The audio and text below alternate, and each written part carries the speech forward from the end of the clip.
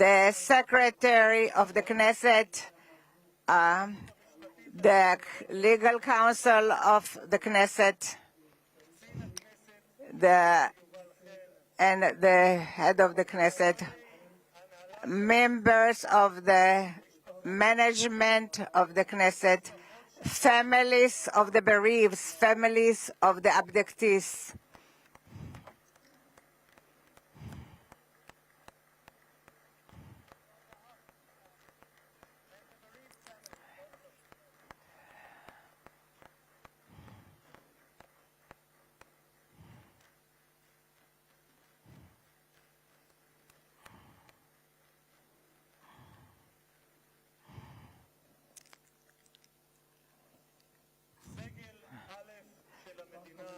The head great honoraries, and I am exempt the others from mentioning them, dear and the citizens of Israel. I had the special honor to bless together with you the best friend of that Israel ever had in the White House. Welcome to Israel. Welcome to the Knesset, the President Donald J. Trump.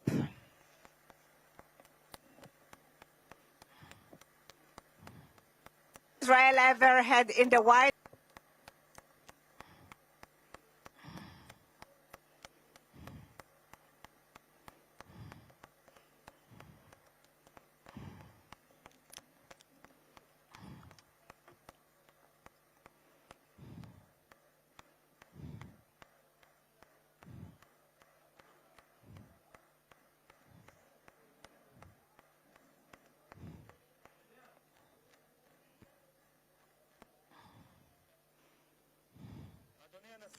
Mr. President, I would like to thank you that you granted the Knesset the honor that it is the first parliament that you are visiting in your present term.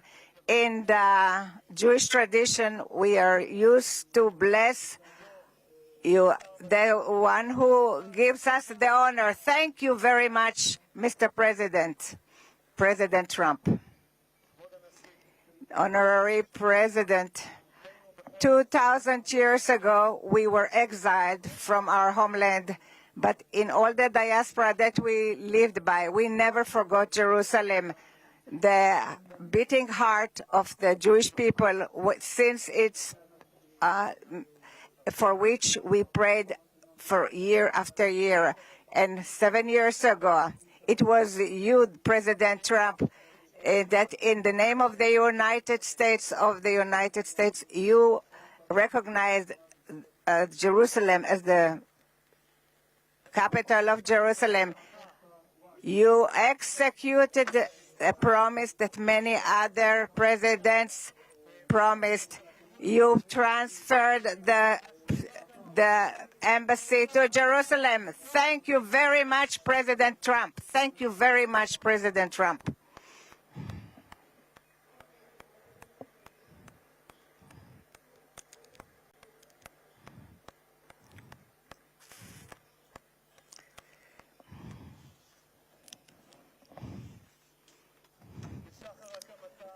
In the dawn of its establishment, Israel was forced to fight, but it always extended its hand to peace. 7 years ago, you led the Abraham Accords, and I had the privilege to serve in this government that signed it, and it was very meaningful for me because 2.5 years ago, I was the first head of the Knesset that was invited to speak in a parliament of Arab country, and it was in the country of Morocco, where my parents came from. You made its relationship closer in an accord that it's peace for peace. Thank you very much, President Trump.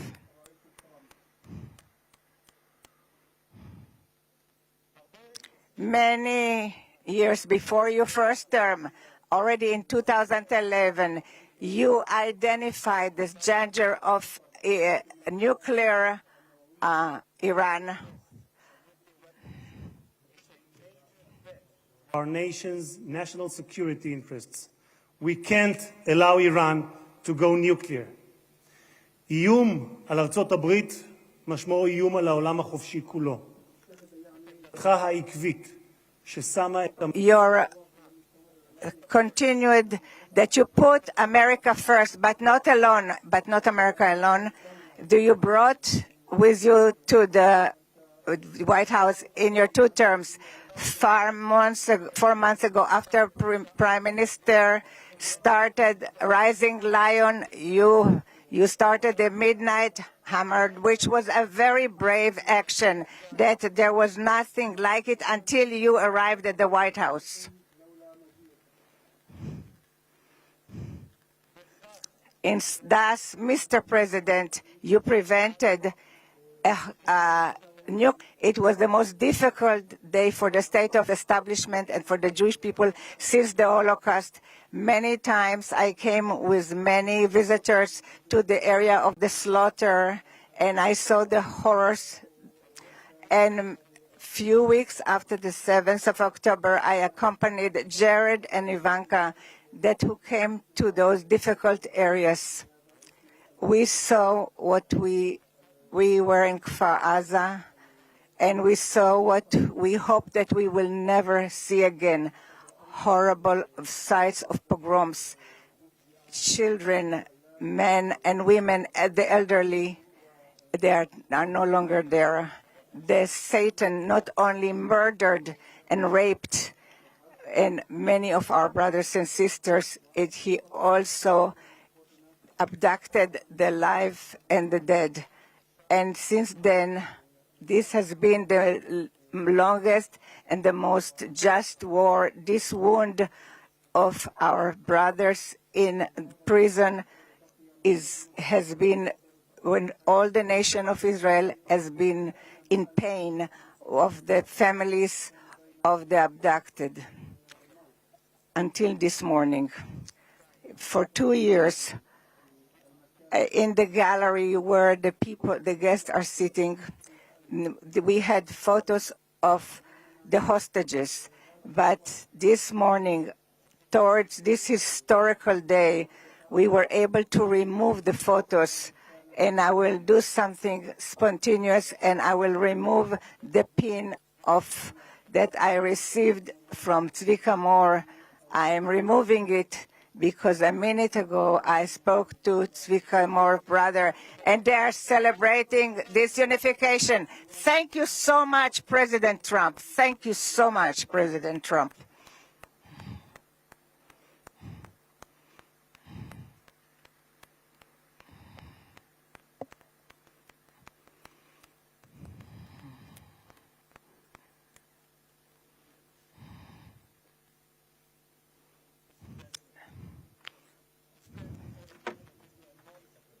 Another American president, but as a giant of Jewish history, one for whom we must look back 2.5 millennia into the mists of time to find a parallel, Cyrus the Great. You, President Donald J. Trump, are a colossus who will be enshrined in the pantheon of history. Thousands of years from now, Mr. President, the Jewish people will remember you. We are a nation that remembers. Far from being a local struggle, what we are witnessing is a global struggle, a global battle between the forces of extremism, radicalism, and fundamentalism, and those of freedom, liberty, and democracy. What the world needs now is not appeasers who feed the crocodile in the hope that they will be eaten last, like the kind we have seen recently at the UN General Assembly. And by the way, President Trump, your team has checked the teleprompter. It is working beautifully. What the world needs now are more leaders who are brave, resolute, strong, and bold. The world needs more Trumps.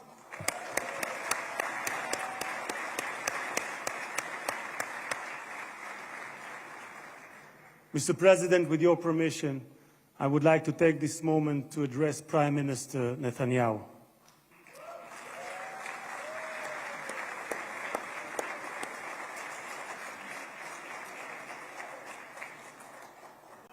ראש הממשלה, תודה, ראש הממשלה עמד... Mr. Prime Minister, the last few years, you faced great pressures. Steve Witkoff, the special envoy that fought along with you to return the hostages, said about you, the most difficult work was that of the Prime Minister.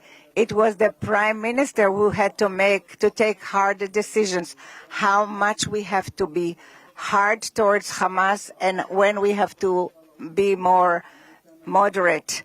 But the truth now that looking backwards, we wouldn't have reached this point if the Prime Minister Netanyahu wouldn't have acted the way he acted.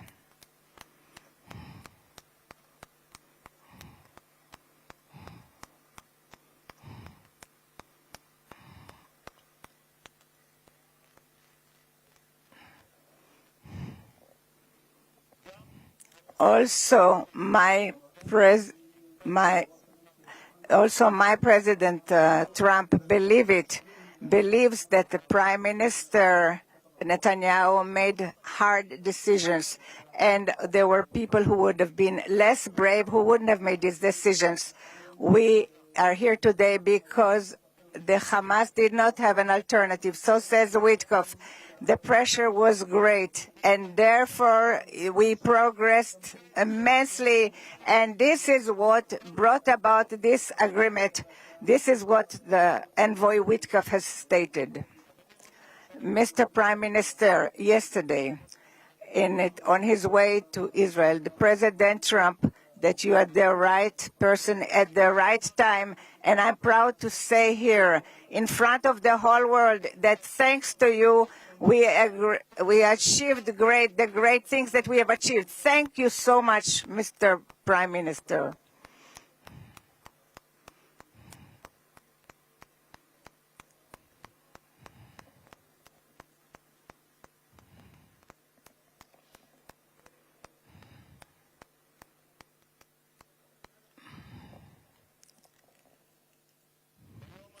This day, today, and we will thank from the depths of our heart, to the brave soldiers of the IDF, of the Israeli Defense Forces,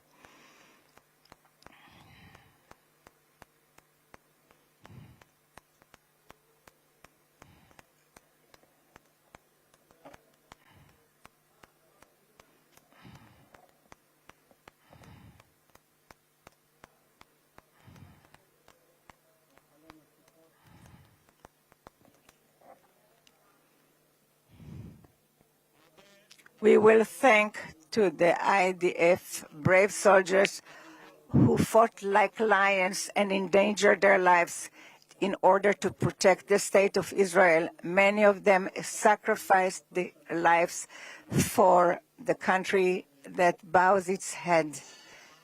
Their blood did not die in vain, because with their heroism they brought this state, and their names will be inscribed forever in the hearts of the nation. President. There was not a single person on this planet who did more than you to advance peace. No one even came close. Your election to the presidency marked a turning point, not only for the United States, but for the entire world. Through your strength of character and unwavering resolve, you brought an end to bloody conflicts in no fewer than 8 regions across the globe. In less than 9 months, You became one of the most consequential presidents in history. You saved countless lives that would have been lost without your leadership. And as our sages teach, whoever saves one life, it is as though he has saved an entire world. You have proven that true peace is achieved through strength, and that only those who are prepared to use force in the present can prevent the need to use it in the future. Mr.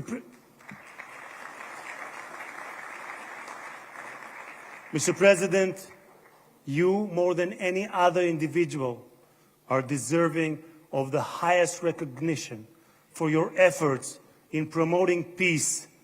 Therefore, I hereby announce that together with our good friend, Speaker of the House, Mike Johnson, we will rally speakers and presidents of parliaments from around the world to submit your candidacy for the Nobel Prize, Peace Prize next year.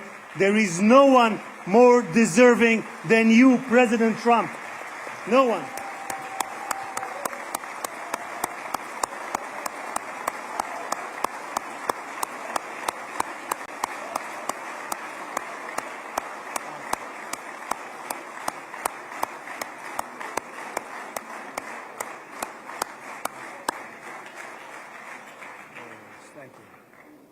אדוני הנשיא, אנחנו ניצבים בפני ההיסטוריה ברגע... Mr. President, we are confronting history. It is a very exciting day for the citizens of Israel, a day that we all wished for. In the Jeremiah, it says that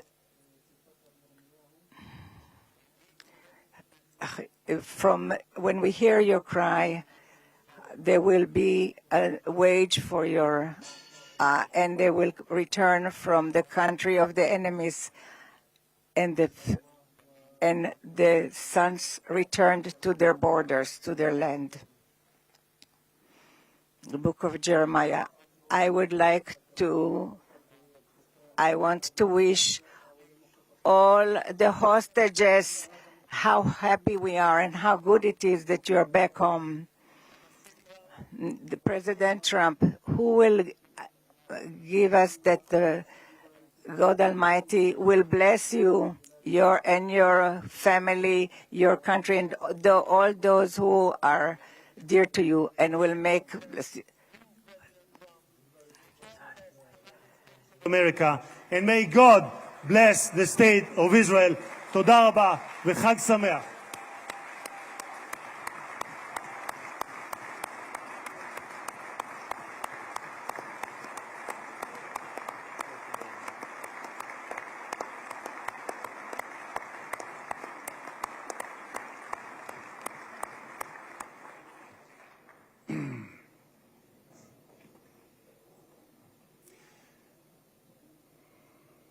אני מתכבד להזמין כעת את ראש הממשלה.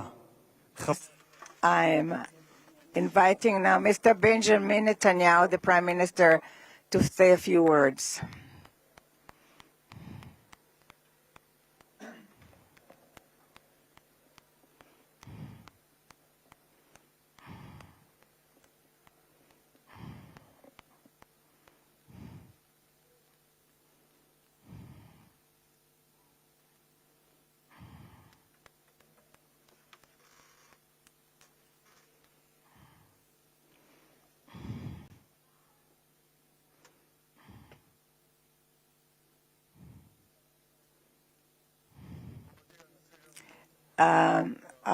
President Herzog and his wife Michal, and the great honorary guests, and headed by our great friend, the President of the United States, President Donald J. Trump.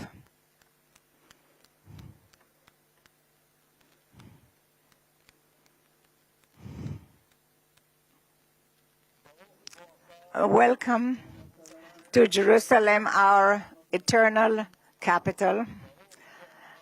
Welcome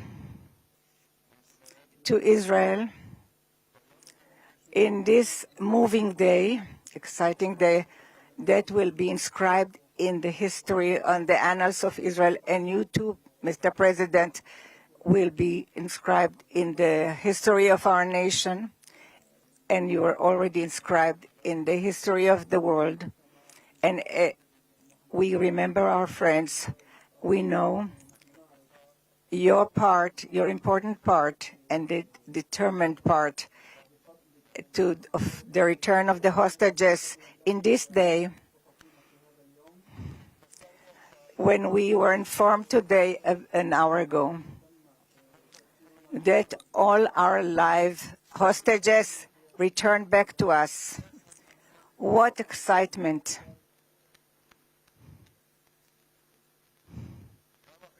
How long we've waited for this moment, and we have committed to return everyone. And I want to thank you personally and on behalf of the whole nation. Thank you, Mr. President, President Trump.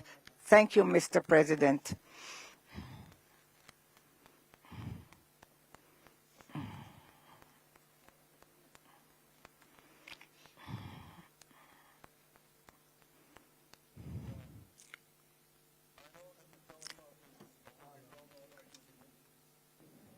But I'm not sure about the translation. So I'll say words in English. President Trump, the Knesset welcomes you and your distinguished delegation to Jerusalem, our eternal capital. This is your first visit to Israel since you recognize Jerusalem as our capital and moved the embassy here. Thank you, President Trump, for that.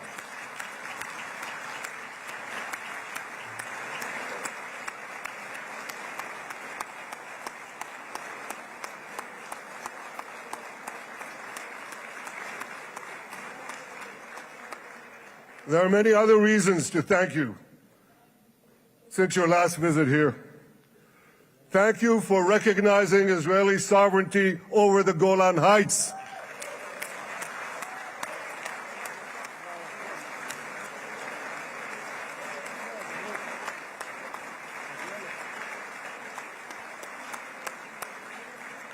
Thank you for standing up to the lies against Israel in the United Nations.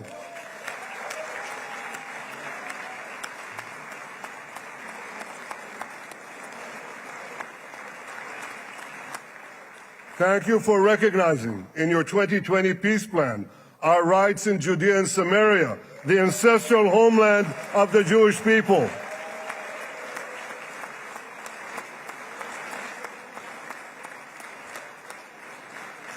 Thank you for brokering the historic Abraham Accords.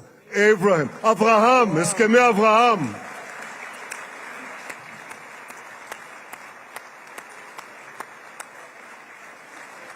Thank you for withdrawing from the disastrous Iran nuclear deal.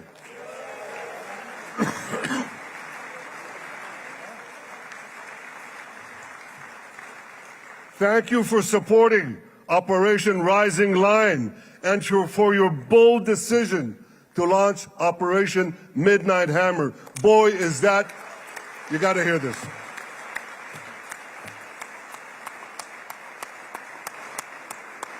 This is the most fitting name ever named for a military operation, because a little after midnight, you really hammered them.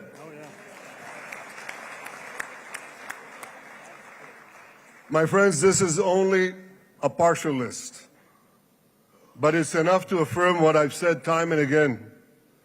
Donald Trump is the greatest friend that the State of Israel has ever had in the White House.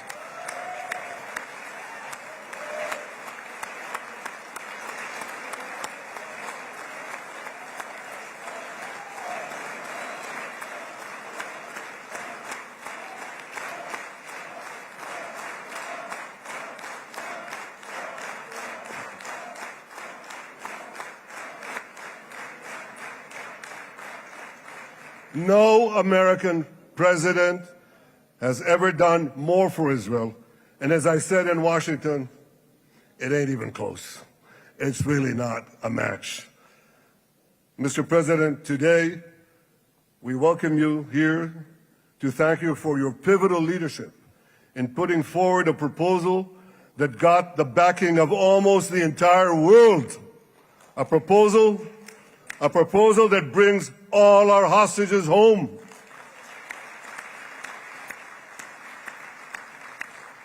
A proposal that ends the war by achieving all our objectives.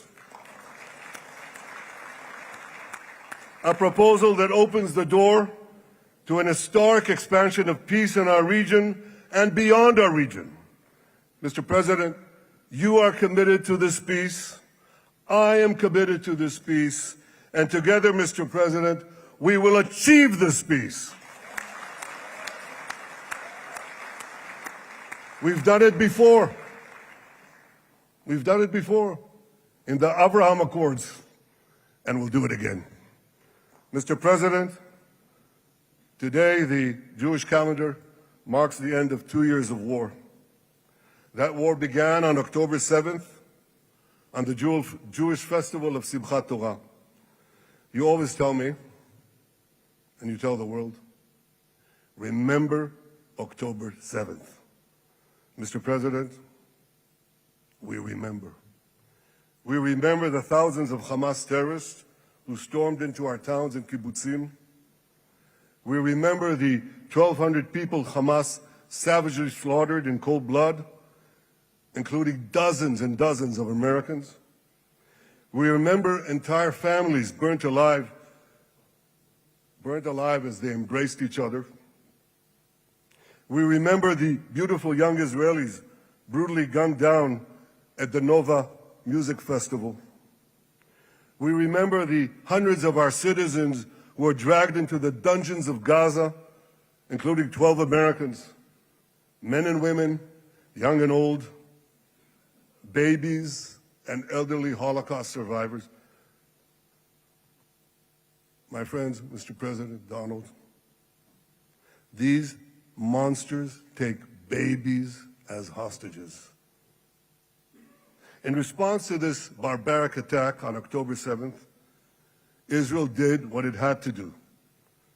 With indomitable courage, we set out to defend our people, to defeat our enemies, and to release our hostages. Our heroic soldiers fought like lions. They fought on the front lines of civilization and barbarism. Israel achieved amazing victories over Hamas and the entire Iran terror axis.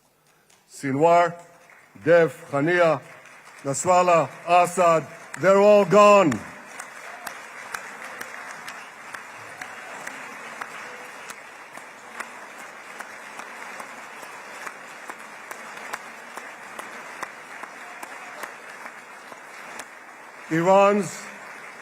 Iran's nuclear weapons and ballistic missile program, with your enormous help, Mr. President, rolled back. Half the Houthi leadership wiped out. But the price of this victory, the price of these victories, has been heavy.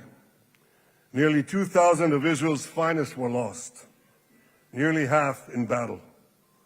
They left behind parents, spouses, siblings, and children.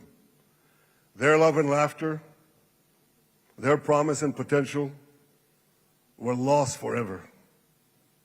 To the families of our fallen fighters, many of them are here, I say, I know the depth of your pain. I know the inconsolable grief that will accompany you for the rest of your lives.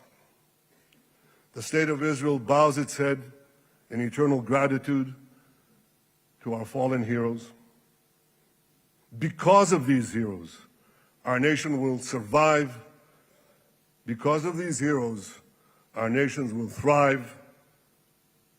And because of these heroes, our nation will have peace.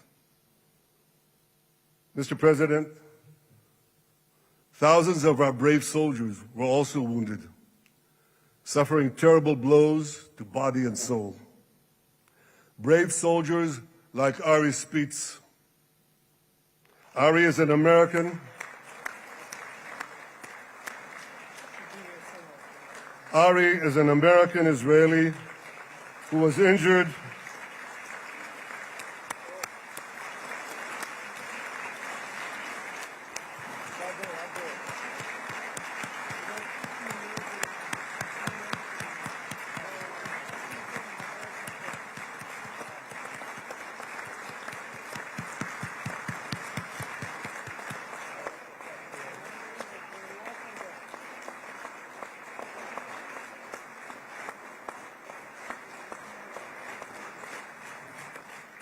Ari is an American Israeli who was injured in Gaza while searching for Hamas terrorists and weapons.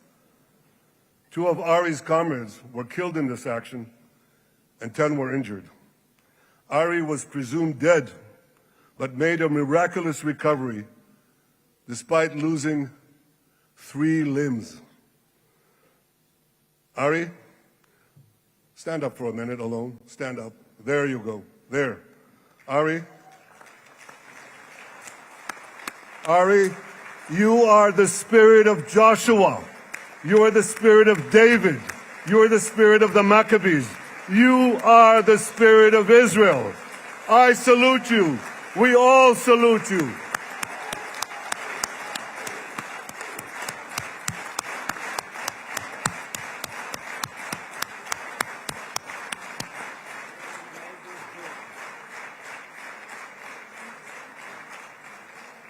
Sabine Tassa of Kibbutz Netiv HaAsara is watching us today from the Israeli consulate in Los Angeles. Sabine lost her husband and her oldest son on October 7th. She is the mother of 3 other boys.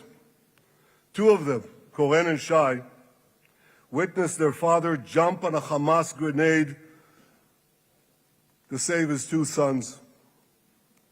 We all saw the film of those 2 boys crying out in pain, "Father is dead. Why? Why did God save me?" Mr. President, my friend Donald, I've seen some very tough things in my life. But I couldn't bring myself to watch those boys suffering again. So I didn't see this film except once. Yet Sabine, their mother, has had the strength and fortitude to show this film across the world. And my wife Sarah and I asked her, "Sabine, how do you do it? Why do you do it?" And she answered, "I do it to show the entire world the monsters Israel is fighting and the justice of our cause." This is what she's doing once again in Los Angeles. Sabine, you can hear me now, so I want to tell you on behalf of all of us, you embody the spirit of our biblical heroines, Deborah, Ruth, and Esther. You too are the spirit of Israel, and we all salute you.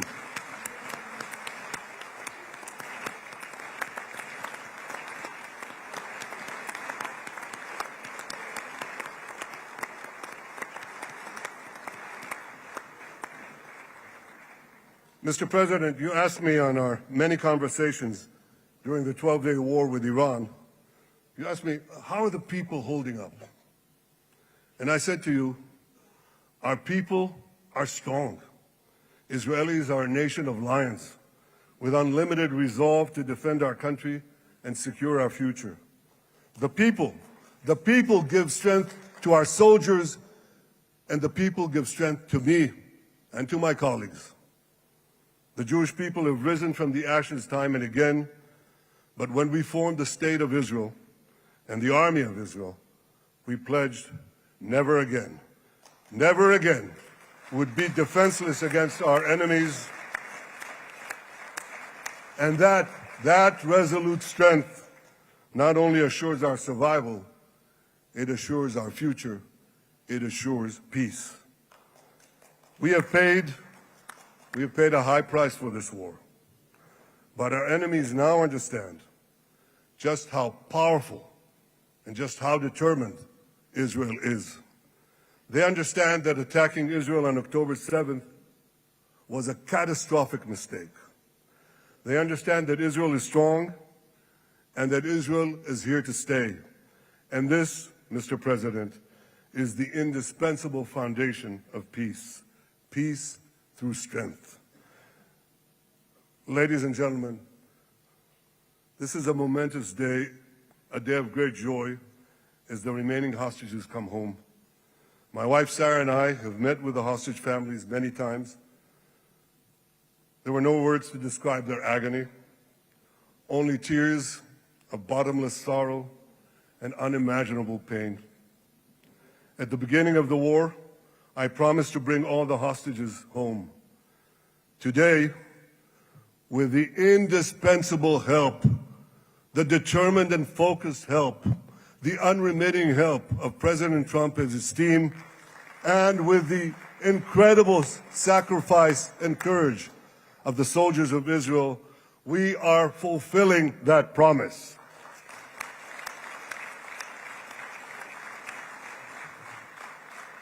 It has been a long journey to get here. In the first week of the war, our brave soldiers put military pressure on Hamas, and the international community put diplomatic pressure on them. This enabled us to secure the release of over 100 hostages. In heroic rescue attempts behind enemy lines, Israel's special forces rescued 8 live hostages and brought back the remains of dozens more. But as time went on, we all know what happened. The diplomatic pressure was turned on its head. More and more governments bought into Hamas's false propaganda. More and more governments succumbed to anti-Semitic mobs in their own countries. They just turned on Israel. They called for us to surrender to Hamas demands, just leave Gaza immediately, they said, end the war without committing to disarm Hamas, without committing to demilitarize Gaza. Had Israel succumbed to those demands, not only would Sinwar, Nasrallah, Assad, and Iran's missile and nuclear program remain intact. Not only that, because in no time, the Hamas killers would be back on the border fence, ready to repeat the horrors of October 7th again and again, as they vowed to do. But just at that point of maximum pressure on Israel, a man named Donald J. Trump was elected President of the United States.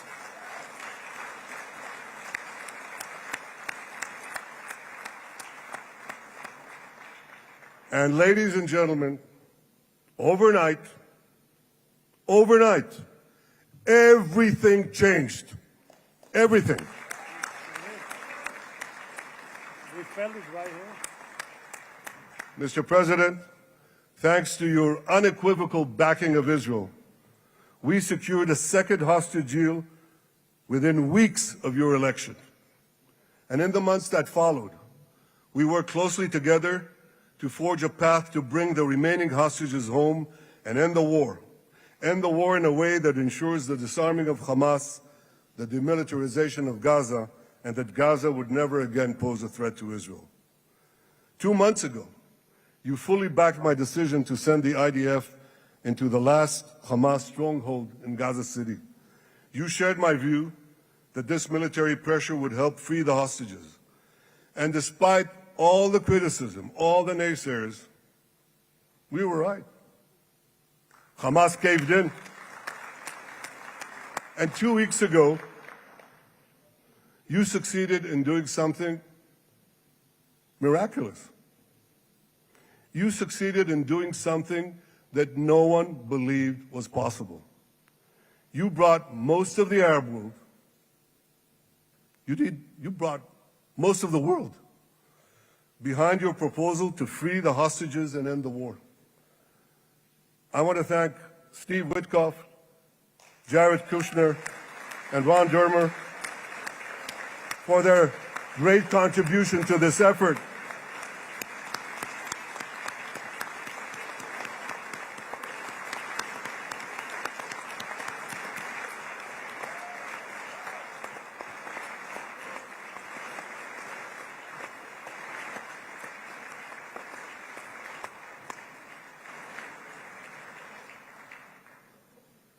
and I want to thank our negotiating team.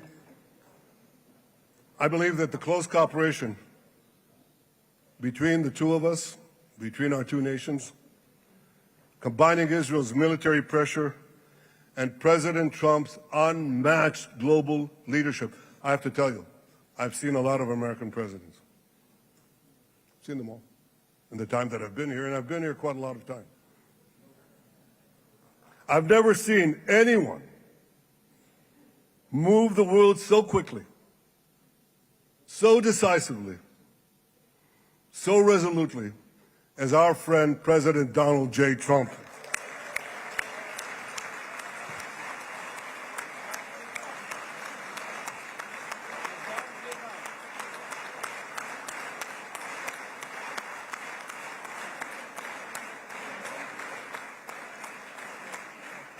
With our military pressure and President Trump's global leadership, we achieved this historic moment. It's a moment of indescribable joy as our nation embraces our sons who are coming home. Mr. President, this week, Jews around the world are going to read the book of Ecclesiastes, Kohelet, in the Bible. The Bible has many miraculous moments. One of them was your decision to bomb Fordo. I think it was a pivot of history because it wasn't meant only to bomb Fordo.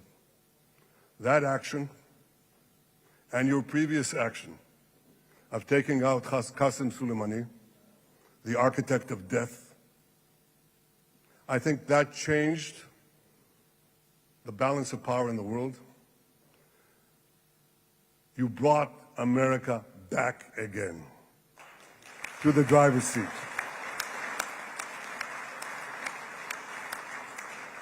Now, I said that we're going to read this week the book of Ecclesiastes.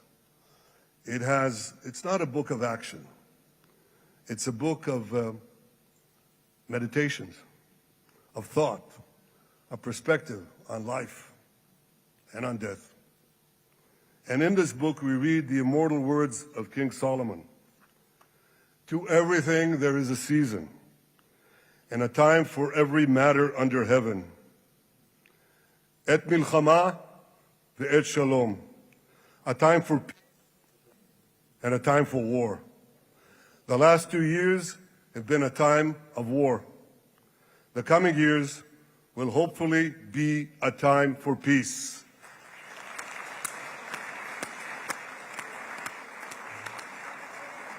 Peace inside Israel and peace outside Israel.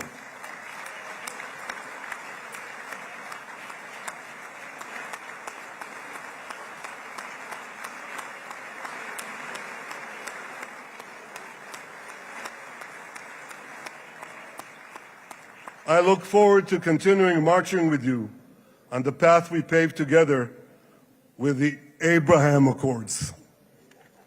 Under your leadership, we can forge new peace treaties with Arab countries in the region and Muslim countries beyond the region. Abraham's children will work together to build a better future, a future that will unite civilization against barbarism, light against darkness, and hope against despair. And my friends, I believe that with President Trump's leadership, this will happen a lot faster than people think.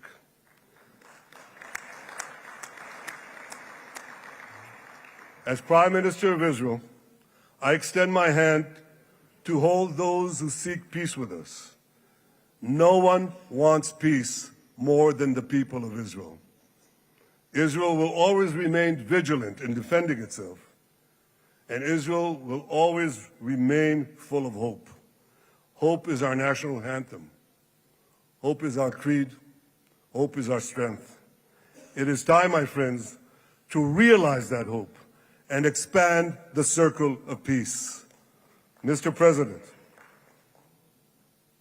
thank you for all you have done for us. I have submitted your nomination to be the first non-Israeli recipient of the Israel Prize, Israel's highest award. As to that other prize, just a question of time, you'll get it. But I want you to get the Israel Prize, our highest award, to our greatest friend.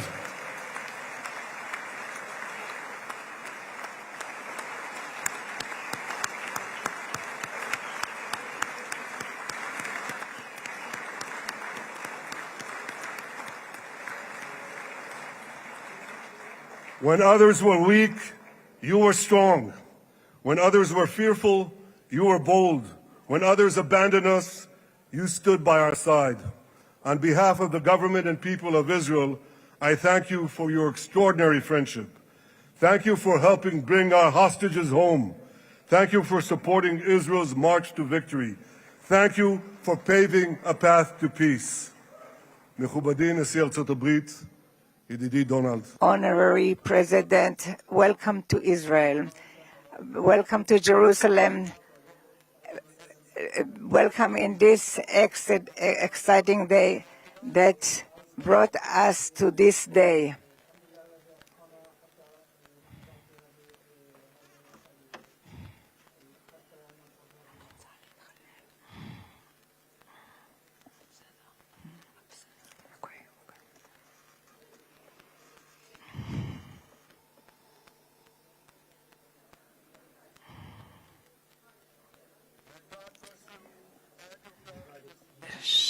May God bless America, may God bless Israel, and may God bless the covenant between our two promised lands. Thank you, Mr. President.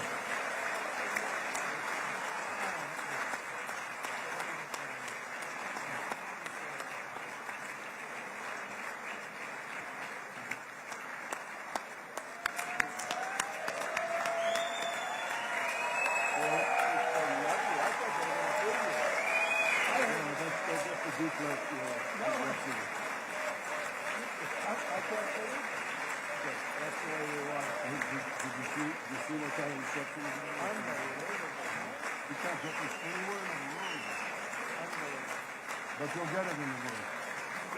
Thank you.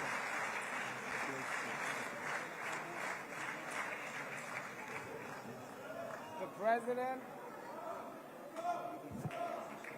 Where?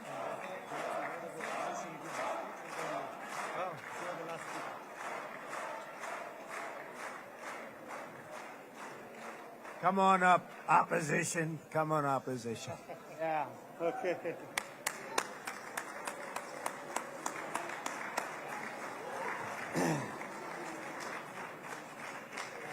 אני מתכבד להזמין כעת את ראש האופוזיציה, חבר הכנסת יאיר לפיד.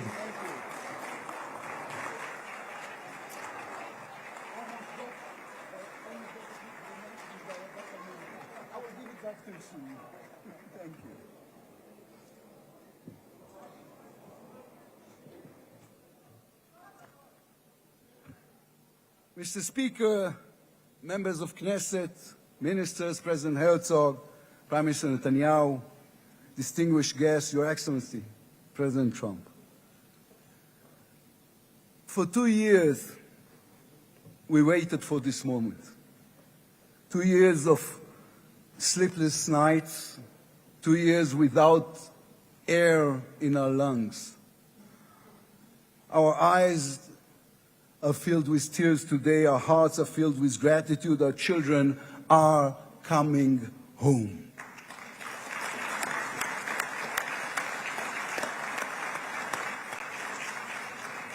In the Babylonian Talmud, a sacred book of the Jewish people, it is written, whoever destroys one life, it is as though he destroyed an entire world, and whoever saves one life, it is though as he has saved an entire world. Mr. President, you have saved the lives of our hostages.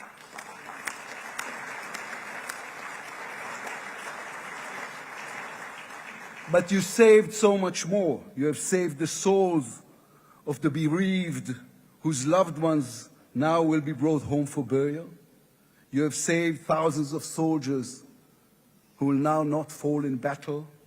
And you have saved millions from the horrors of war. You have saved more than one life, and each life is an entire world. This is a historic moment, and a reminder that history is shaped by people. It is shaped by those who know the past, but have the vision to change the future. When you were elected, you declared that you would be the President of Peace. You have kept your word.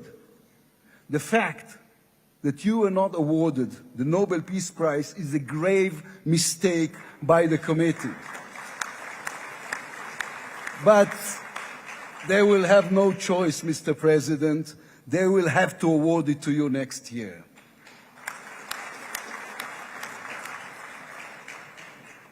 Peace will not come by waiting. It will come by building, by reaching out, and by daring once again to believe. You, Mr. President, have done the unimaginable. We will be eternally grateful. But we also need to take responsibility. The destiny of Israel will always be written by the people of Israel. We must now prove ourselves worthy of what has been achieved. From its founding, Israel has said to the world that our strength, our power, rest upon our values. Israel is the strongest country in the Middle East because we are the only democracy in the Middle East. Because we believe in the principles laid in our Declaration of Independence, which says Israel will ensure complete equality of social and political rights to all its inhabitants, irrespective of religion, race, or sex. It will guarantee freedom of religion, conscience, language, education, and culture. It will safeguard the holy places for all religions. Those are our values. That is who we are as people, as a country. Our neighbors must understand one more thing about us. We are not going anywhere. The Middle East is our home. We are here to stay. Our story did not end in the Bible. It began there. It continues in our laboratories and universities, in our innovation hubs. Hamas, Hezbollah, Iran, and the Houthis, they all read the wrong intelligence reports. The real intelligence report on Israel's intentions is found in the book of Genesis. And I will give you and your descendants after you the land of Canaan for an everlasting possession. We call upon the nations of the Islamic world, on all our neighbors, Saudi Arabia, Syria, others. We are here to stay. We can do great things together. Come and talk to us. Mr. President, you are the one who can make it happen as you did with the historic Abraham Accords. Then too, no one believed it was possible. Then too, you imposed your vision on everyone. While others spoke of difficulties, you created opportunity. You can be the one to bring the next wave of peace. The people of Israel support this. They want this. We are ready. And you can later today in Egypt with your unbelievably talented team, my friends, Steve Witkoff, Jared Kushner, Marco Rubio, Pete Hegseth, forge a regional alliance that will change not only the Middle East, but the entire world.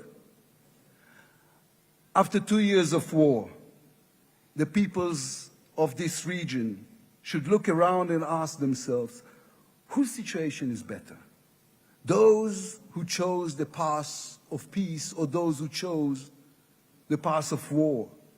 Those who invested in their people, in the education of their children, in science and education and technology, or those who invested in hate and in violence. From here I say to all those who demonstrated against Israel these past 2 years, on the streets of London and Rome, in Paris and in Columbia University. I do not represent the government. As you know, I am the leader of the opposition. And I tell you, then, you were deceived. You were deceived. Propaganda experts, funded by terror money, manipulated you. Now that the war has stopped, you have time and a chance to go and learn the facts. The truth is, there was no genocide. No intentional starvation.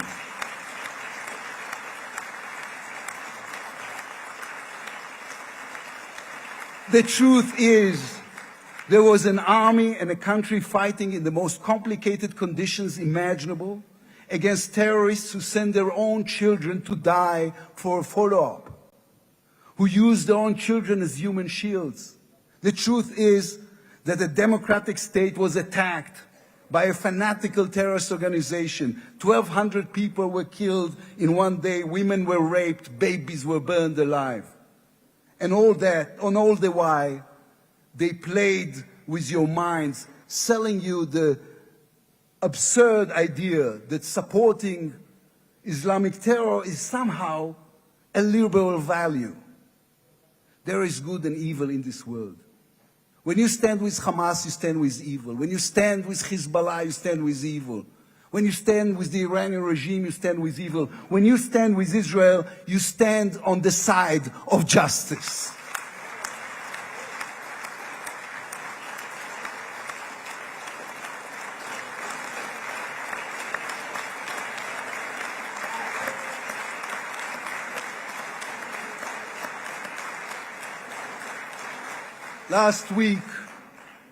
Last week I attended the 7th October memorial ceremony.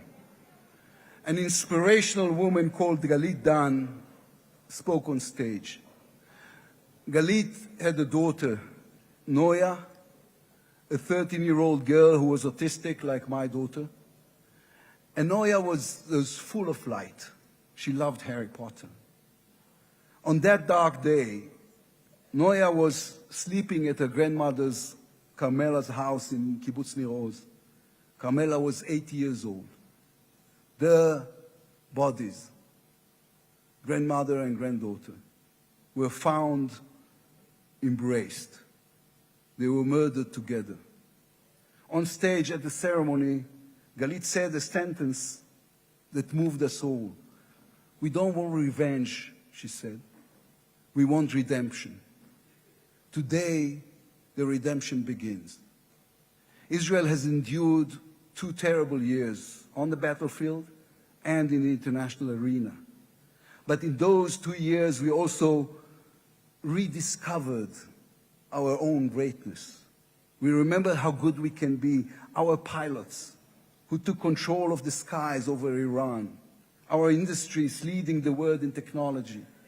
Our civil society, which reached out to help every victim of the war. We will move forward toward a different future.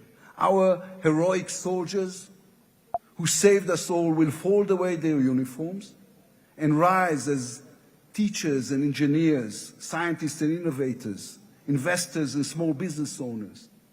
We will never be able to repay the debt to those who sacrificed everything these past years, to those who, as President Lincoln said, gave the last full measure of devotion.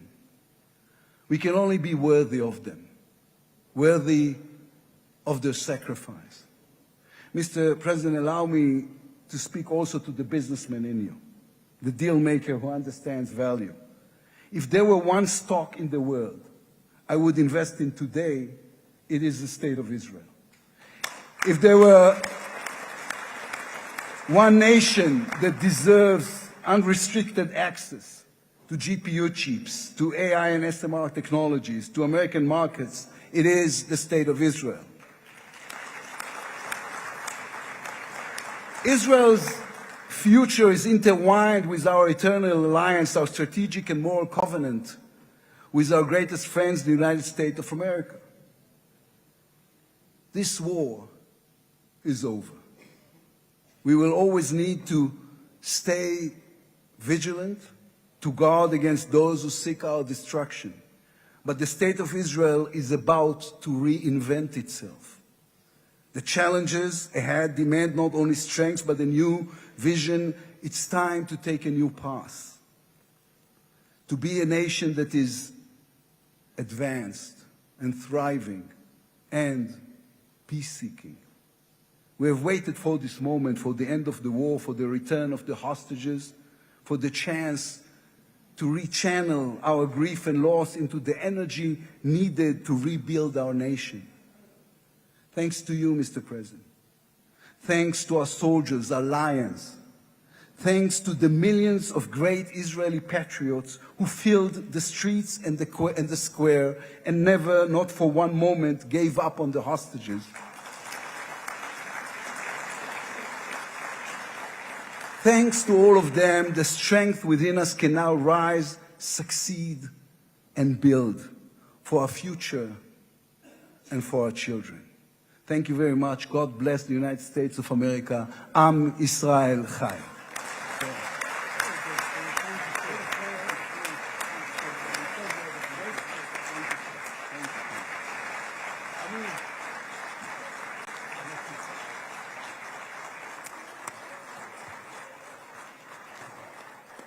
אני מודה לראש האופוזיציה.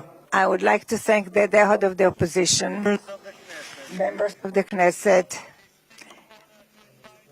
President of the United States of America, His Excellency Donald J. Trump, to address the Knesset.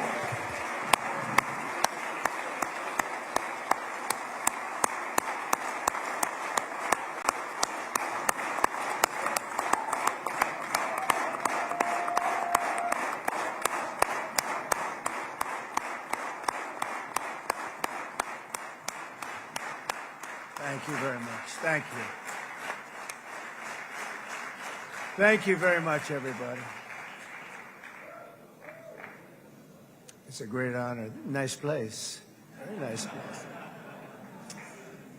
Mr. President, Mr. Prime Minister, Mr. Speaker, esteemed members of the Knesset and cherished citizens of Israel, we gather on a day of profound joy, of soaring hope, of renewed faith, and above all, a day to give our deepest thanks to the Almighty God of Abraham, Isaac, and Jacob.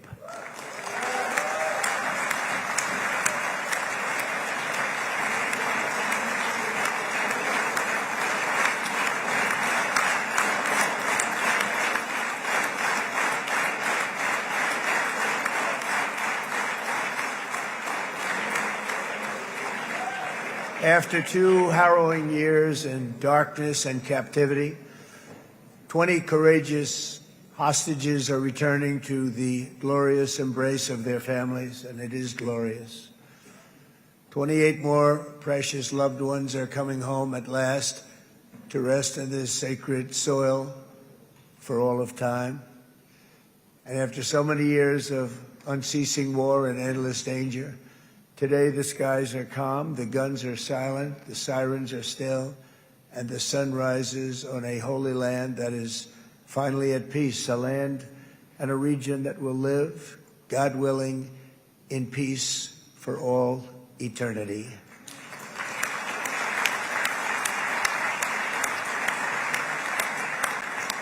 This is not only the end of a war, this is the end of an age of terror and death, and the beginning of the age of faith and hope and of God.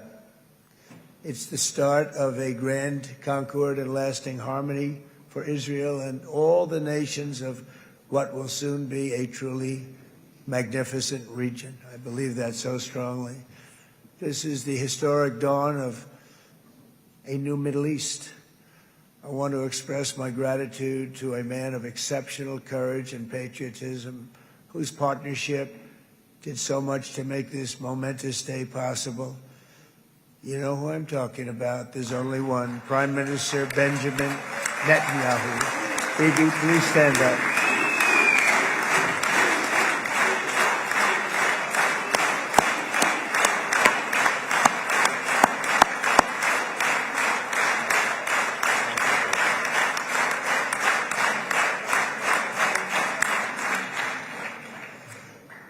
And he is not easy, I want to tell you. He's not the easiest guy to deal with, but that's what makes him great. That's what makes him great.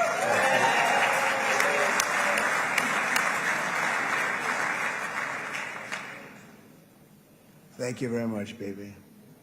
Great job.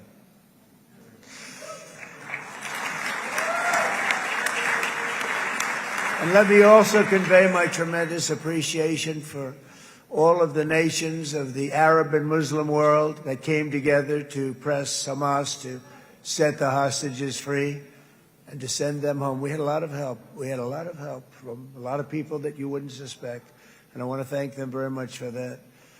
It's an incredible triumph for Israel and the world to have all of these nations working together as partners in peace. And it's pretty unusual for you to see that, but it happened in this case. This was a very unusual point in time, a brilliant point in time. Generations from now, this will be remembered as the moment that everything began to change, and change very much for the better. Like the USA right now, it will be the golden age of Israel and the golden age of the Middle East. It's going to work together. I'd like to thank several great American patriots for their invaluable help in getting something done that almost everyone thought was absolutely impossible. We were wasting our time. So many people said, "You're just wasting your time." But we weren't, because we had talented people working with us, and we had people that love your country, and frankly, people that love the region. They love the Middle East. I want to thank my friend Steve Witkoff.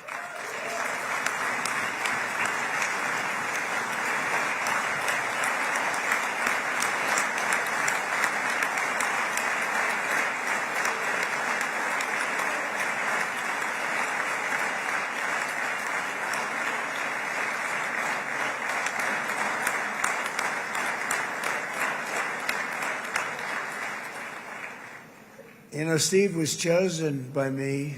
He never did this before, but I knew him as a few things. He was a great businessman, but I know a lot of great businessmen, to be honest with you. He had tremendous negotiating skills, but I know a lot of people that negotiate pretty well, although it is an art. But there are people that can negotiate pretty well. But most importantly with Steve, he's just a great guy. Everybody loved him. Everybody. I mean, I know some negotiators that are so good, but you wouldn't have had peace in the Middle East. You would be in World War III right now with some of these guys. Everybody loves Steve, and they respect him, and they somehow can relate to him. I've known him for many years, and I've seen it over and over again. להוציא את חבר הכנסת עודה, להוציא אותו מהאולם, להוציא אותו מיד, החוצה, החוצה. Please expel this Knesset member. Please expel this Knesset member. Please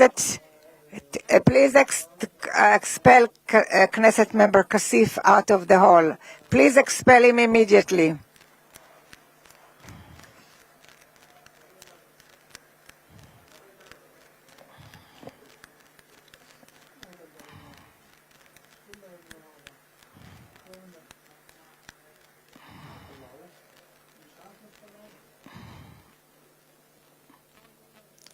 And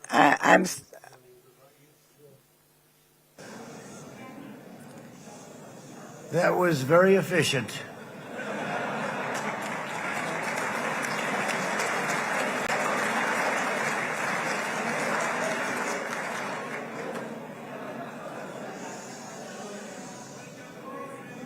So back to Steve.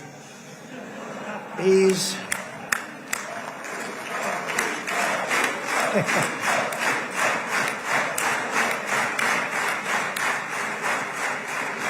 But I tell one story because he was so involved, and then we called in Jared. We need that brain on occasion. We got to get Jared in here. We got to get a certain group of people. But Steve started this all by himself. I call him Henry Kissinger, who doesn't leak.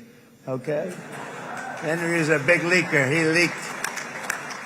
Steve doesn't leak. Steve just wants to get the job done. He wants to do what's right. But I'll give you just a quick story because, as you know, he's working on the war with Russia and Ukraine, a war that would have never happened if I were president. A shame. 7,000 young soldiers a week are being killed. More than that this last week. It's a shame. Should have never happened. But it did happen, and we won the race, and I took over this horrible war that's been raging, and I thought it would be easily settled. I thought it was a hell of a lot easier than doing what we just did very successfully with Israel and a lot of other people. But this came first, and we'll get that one. But I set up a meeting for him to meet with President Putin, thinking it would be a 15 or a 20-minute meeting. Steve had no idea about Russia, had no idea about Putin too much, didn't know too much about politics, wasn't that interested. He was really good at real estate, but he had that quality that I was looking for, and I didn't see it around in too many ways. And I set up the meeting with Putin, and I called. I said, is Steve finished yet? That was about a half an hour into the meeting. No, sir, he's not. He's still inside. This is in Moscow. I said, well, how's he doing? I don't know, sir. He's still inside. I called up an hour later. Let me speak to Steve. Sir, he's still with Putin. He's with President Putin. I said, wow, that's a long meeting, 1 hour. I called up an hour later, he was still with Putin. 3 hours later, he was still with Putin. 4 hours later, he started to get the word that he was going to be coming out soon. And in 5 hours, he came out. I said, what the hell were you talking about for 5 hours? And he says, just a lot of interesting things. We're talking about a lot of interesting things, including what he went in there for, but you can't talk about it for 5. You can talk about it for a certain period of time, and you know what you're getting. But that's a talent. That's a talent, where you can do that. Most people I'd send in, number one, they wouldn't be accepted. Number two, if they were, the meeting would last 5 minutes, and that's what happens with Steve. Everybody loves him. They love him on this side. They love him on the other side. And he really is. He's a great negotiator because he's a great guy. So thank you very much, Steve, very much.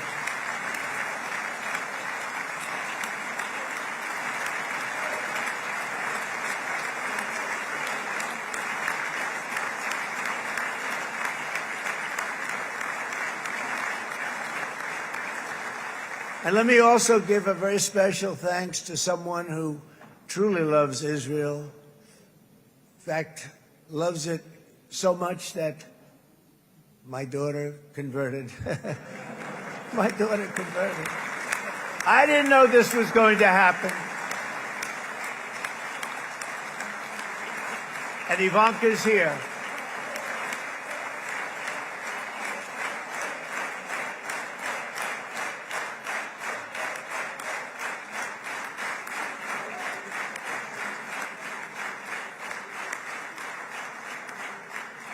And Bibi, you do know this was not in the cards for me. You understand that. And she is so happy, and they are so happy. At least I think they're happy. If they're not, we have a big story, right?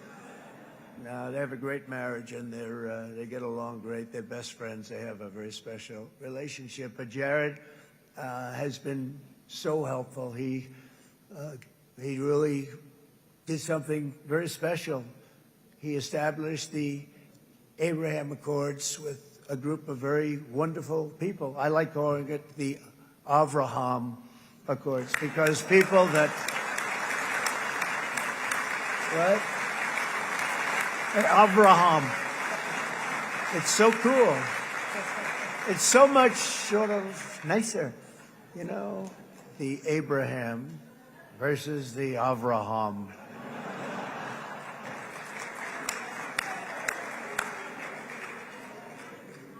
I just don't want to sound too sanctimonious when I do it, so, I sort of split it up.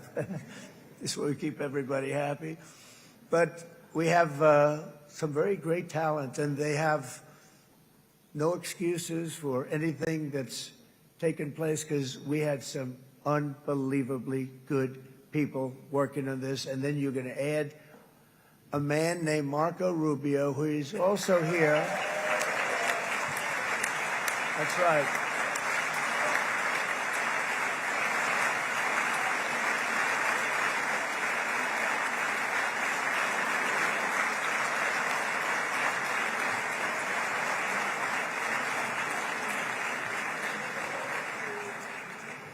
And I have a prediction that Marco will go down, I mean this, as the greatest Secretary of State in the history of the United States. I believe that. I believe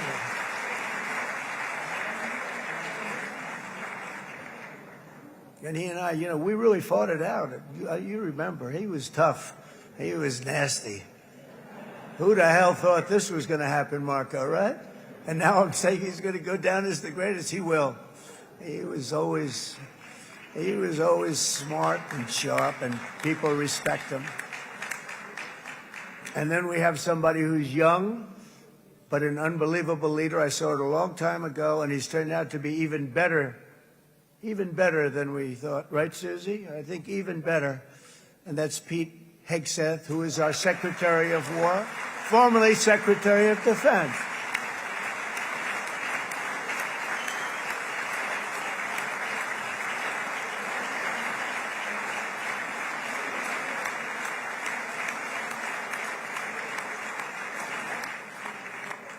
And as you know, we decisively won World War I.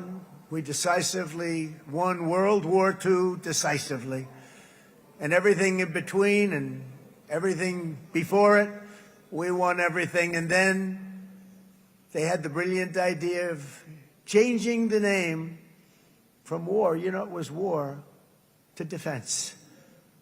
And with that went a certain thinking.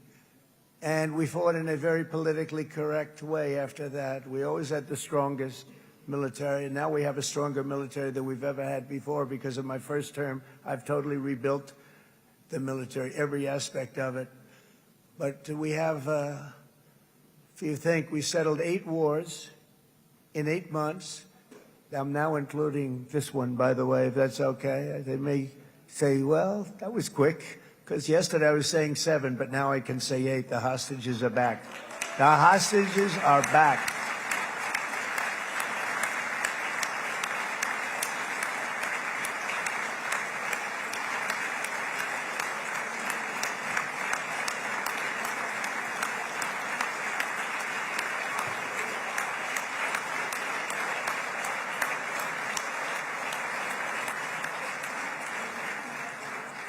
It is a good feeling. Isn't that nice to say?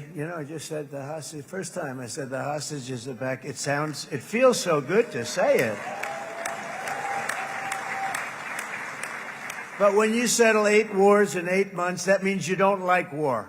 Everyone thought I was going to be brutal. In fact, I remember Hillary Clinton during a debate, she said, look at him. He's going to go into war with everybody. And actually, she said, he's got a personality that's all about war. No, and my personality actually is all about stopping wars. And it seems to work. It seems to work. But it also means this name change and our attitude that we're not going to go into a war. But if we do, we're going to win that war like nobody has ever won a war before. We will not be politically correct, but we're not going to be there. And I think, as you mentioned, Bibi, before, peace through strength. And that's what it's all about. The United States has the greatest and most powerful military in the, right now, history of the world. I can tell you we have weapons that nobody's ever dreamt of. I only hope we never have to use them. I rebuilt the military. I was proud to do it, but some of the things I hated to do. I hated certain of the weapons because the level of power is so enormous. It's so dangerous, so bad. But we have to do what we have to do. We make the best weapons in the world, and we've got a lot of them. And we've given a lot to Israel, frankly. And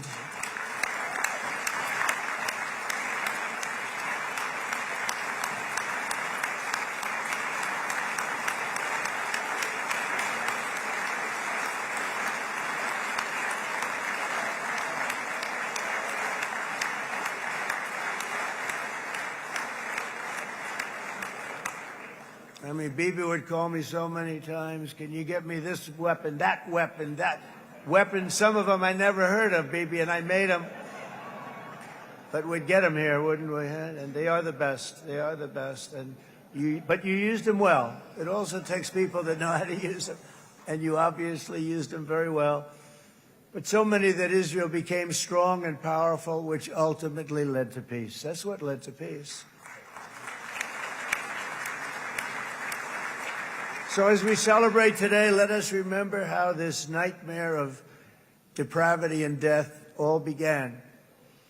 2 years ago, on the eve of the Simchat Torah holiday, thousands of innocent Israeli civilians were attacked by terrorists, and one of the most evil and heinous desecrations of innocent life the world has ever seen, the worst slaughter of Jews since the Holocaust. The cruelty of October 7th struck to the core of humanity itself. Nobody could believe what they were witnessing. The United States of America grieved alongside you, and we mourned for our own citizens who were so viciously taken that day. And to all the families whose lives were forever changed by the atrocities of that day, and all of the people of Israel, please know that America joins you in those two everlasting vows: never forget and never again.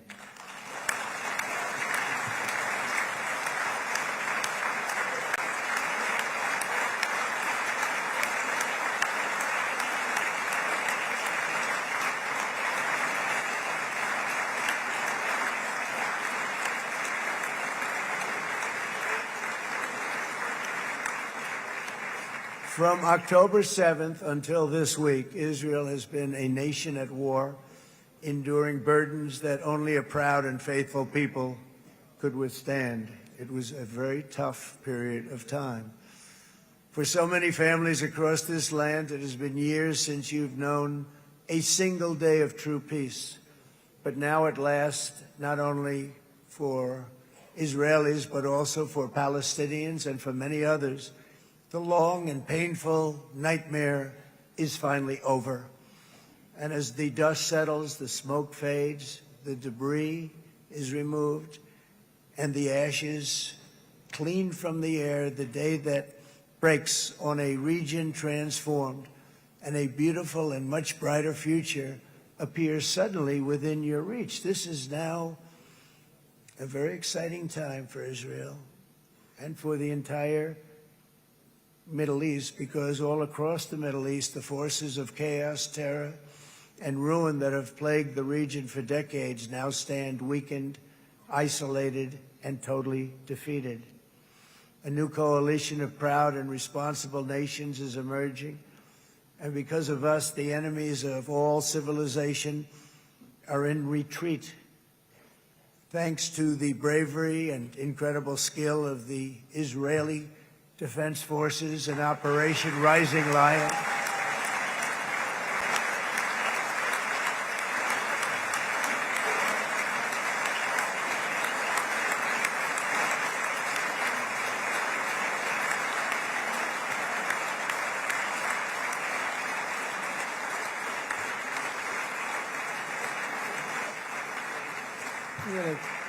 guy's central casting. Let's put him in a movie. Look at him. Great job. And my people loved working with you. Loved it. They worked so well together. But many of Iran's top terrorists, including nuclear scientists and commanders, have been extinguished from this earth. And with Operation Midnight Hammer, boy, that's a great name for that, what we did last June. The United States military flew 7 of those beautiful B-2 bombers. They look so beautiful all of a sudden. They were always, I thought they were pretty planes. I had no idea they could do what they did. In fact, we just ordered 28 more of them. A little updated version. We ordered a whole pile of them. And almost 100 other planes went with them, including fighter jets. We had 52 tankers, big, beautiful, brand new tankers that were loading them up 4 or 5 times. They traveled 37 hours back and forth. Think of that. But we had tankers all over the sky for all the other planes. We had the F-22s, the F-35s, F-16s. We had a hell of a lot of planes.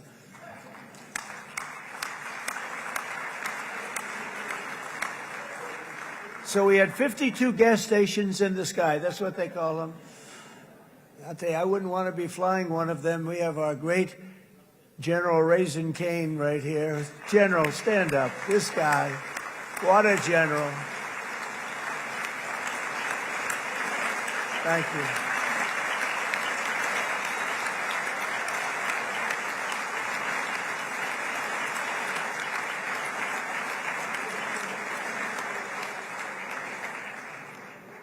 I asked General Cain, I said, you know, we're having problems with ISIS, and I was in Washington, and I asked, how long would it take to defeat ISIS? And my Washington generals told me, 3, 4, maybe 5 years, sir. I said, I don't get it. We got the best equipment in the world. Why? So I flew to Iraq, and I met with a man named Cain. He said, what's your first name? He said, they call me Raisin, sir. I said, wait a minute, your name is Raisin Cain? I've been looking for you for a long time. You gotta be kidding. So they told me 3, 4, 5 years to defeat ISIS. And I sit down with him and I say, why is it? I flew there in the dark of night. I landed, I'll never forget it. It was quite a trip. I'm glad I made it because I met him. I said, could I ask you, General? I come down. He's standing with another general and a sergeant. Everybody was like central casting. They could go into a movie right now. Between him and you guys over here, we could get rich making movies, okay? And they got along so great. That's the beautiful thing, that your military and our military, Bibi, got along so great. But what I was told by the television generals in Washington, we have the best equipment in the world. Why is it taking so long? And they said, 4 years. I said, so let me ask you, Raisin, how long would it take you to defeat ISIS? Sir, we can do it in 3 weeks, but you'll probably have some time left over. I said, you got to be kidding. What the hell are you talking about? They said 4 years. I said, well, sir, look, it's not my place to say, but you're asking me the question. What you have to do is you hit him from the west, you hit him from the north, you hit him from the south, you hit him above, you hit him below. I said, so why didn't they do it? And he didn't want to speak badly of his superiors, which is hard to believe they were his superiors. Should have been the other way around a long time ago, because he's the one that did Operation Hammer. It was flawless. It was flawless. It was absolutely flawless. And I said, so you really think you can do it in 4 weeks? Yes, sir, 100%. You have to do it differently than they were doing it. They were using one base, and it was hundreds of miles away. And he says, we have all these portable bases all over the Middle East. And they didn't want to use them because they didn't want to offend the country where the portable... They wouldn't have even known what the hell the planes were going up, right? They wouldn't have known. But he said, no, they didn't want to defend anybody, offend anybody. And but we can do it in 4 weeks. I said, you sure about that? I'm going to call you back. I'll call you back on Monday. I'm going back to Washington. But you think 4 weeks? Yes, sir, I think we can do it in 4 weeks. We'll have time left over. So I call him on Monday. I said, you think you can do it? 4 weeks. I said, go ahead and do it. He did it. I'll tell you, he did it in 4 weeks, less than 4 weeks.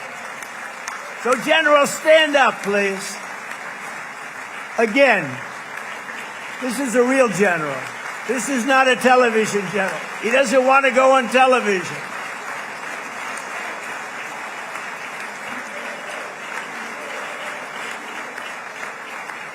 He doesn't want to go on television. That's it. The other guys love being on television. So we dropped 14 bombs on Iran's key nuclear facilities, totally, as I said originally, obliterating them. And that's been confirmed, and everybody understands it. Together we stopped the #1 state sponsor of terror from obtaining the world's most dangerous weapons. And if you think about it, if we didn't do that, and assuming we made the same deal that we have today, there'd be a dark cloud over this deal. And #1, it wouldn't happen because the other Arab and Muslim nations really wouldn't feel comfortable making the deal that we have now, right? If Iran had that nuclear weapon that they were about 2 months away from having. They would have had it in 2 months or maybe less than that. They were right at, this was our last shot. They looked at it for 22 years. This was our last shot. The pilots told me that. They said, 22 years, sir. They looked at it. Our predecessors looked, they studied it. 3 times a year would do drills on that exact attack. And boy, did they get it right. But let's assume they didn't, and let's assume there was large-scale nuclear weapons in the hands of Iran. We couldn't be here today. Even if we signed the deal, which we couldn't do because a lot of people would not want to have anything to do with it, we took a big cloud off of the Middle East and off of Israel.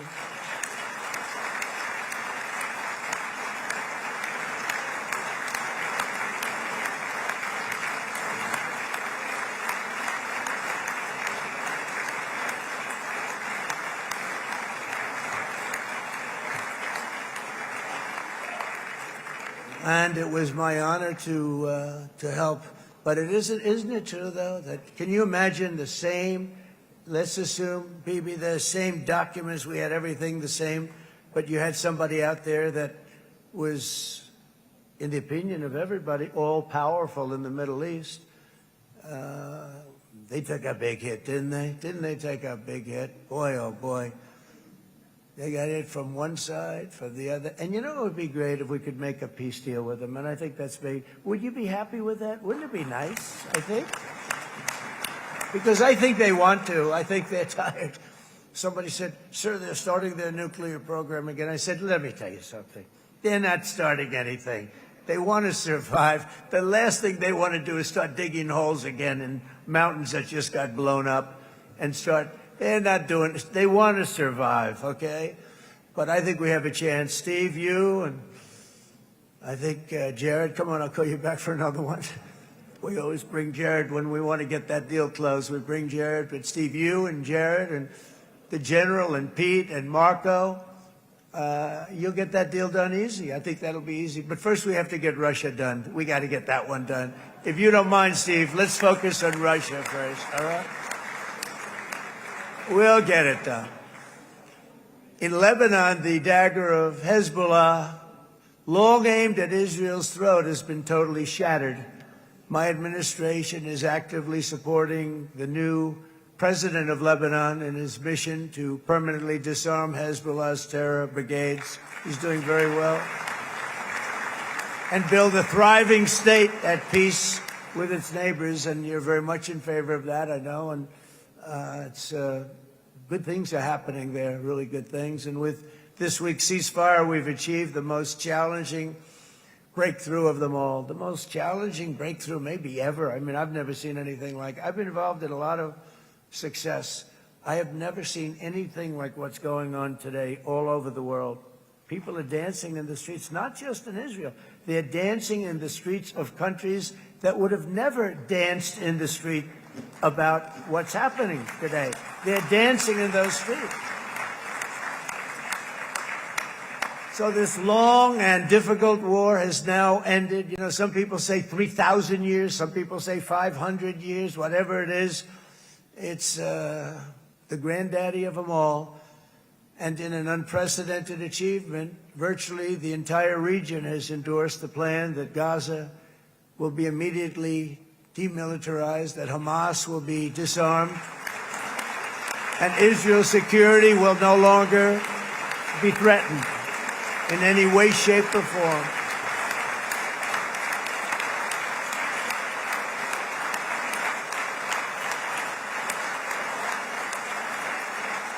So Israel, with our help, has won all that they can by force of arms. You've won. I mean, you've won. Now it's time to translate these victories against terrorists on the battlefield into the ultimate prize of peace and prosperity for the entire Middle East. It's about time you were able to enjoy the fruits of your labor. Mr. Opposition Leader. I said he's a very nice opposition leader. I think. No, he's a nice man. Bibi, he's a nice man.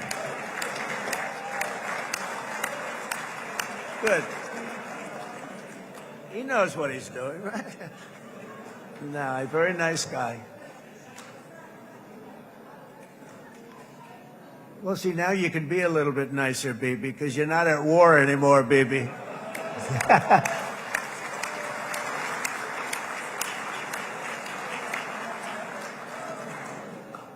But only by embracing the opportunities of this moment can we achieve our goal of ensuring that the horrors of recent years will never happen again. You don't want to have to go through this again. 8 years ago, I came to this region on a very special first trip abroad as the President of the United States. I came here very early at your request. I addressed the leaders of the Arab and Muslim world gathered in Saudi Arabia and said that it was time to build a future free of the grip of extremism and terror. And interestingly, right now, as soon as I'm finished, I'm quite late. You've kept me quite late between opposition leaders and Bibi's brilliant but very long speech. I thought I was going to run up here, make a speech, and then head to Egypt. It didn't work out, though. And you made a pretty long one, too, sir.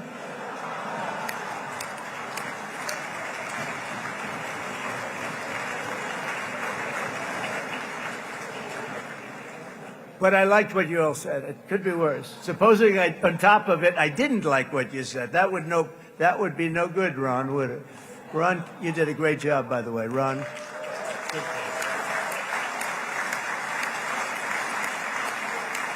Yeah.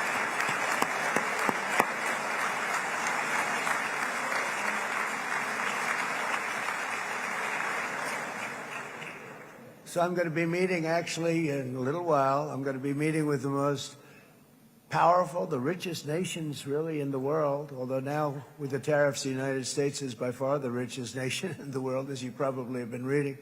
But the richest nations, most powerful nations, tremendous, headed by some tremendous people in many cases. Some cases I wouldn't say necessarily I would endorse, but I will tell you some incredible people that really helped us make this all possible. So I'll be going there. I'll be quite late. They might not be there by the time I get there, but we're going to give it a shot. But the journey we started back then led to the crushing defeat of the ISIS caliphate, to the monumental Abraham Accords, and ultimately to the historic ceasefire this week, in which many of those same nations really played a very pivotal role, I have to tell you. Steve will tell you that. Jared will tell you that. Together we've shown that peace is not just a hope that we can dream about. It's a reality we can build upon day by day, person by person, and nation by nation. And because of that, the Middle East is finally ready to embrace its extraordinary potential. You have extraordinary potential in this region. It should now be clear to everyone throughout the region that decades of fomenting terrorism and extremism, jihadism and anti-Semitism have not worked. They haven't worked. They've been a disaster. They've just killed. They've killed. They've backfired completely and totally. They've just totally backfired. Everything that you thought, take it worst case, it's turned out to be worse than that. They have not worked. From Gaza to Iran, those bitter hatreds have delivered nothing but misery, suffering, failure, and death. They've served not to weaken Israel, but to annihilate the very forces that did the most to foment this hatred. And it's really, I mean, everybody that's tried it has become irrelevant. Meanwhile, we've seen those nations that set aside their differences, reached across ancient divides, and pursued engagement are now among the most successful in the region. They're getting along with Israel, and they're doing great. And I can tell you the 4 nations that joined the Abraham Accords early on, and you'd all be doing me a favor, and I'm going to be saying this in a little while to some other friends, would love you all to, is this right, Jared? Join up in the Abraham Accords. We have to join up and get together. You can have that whole thing filled out. We had a very weak administration, worst president in the history of our country by far. And Barack Obama was not far behind, by the way.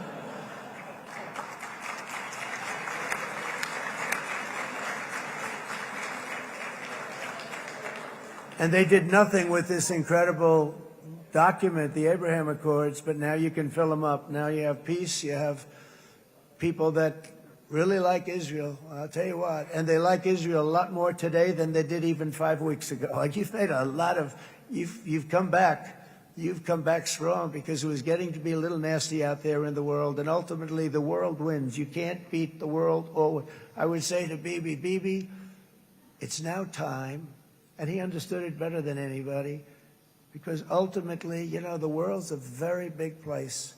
And I've said a lot. I said, this piece of land is very small. It's unbelievable what you've done with that tiny, you look at a map even of just not the world, the Middle East, and you have this little dot. And think of what you've done. It's incredible. It's incredible.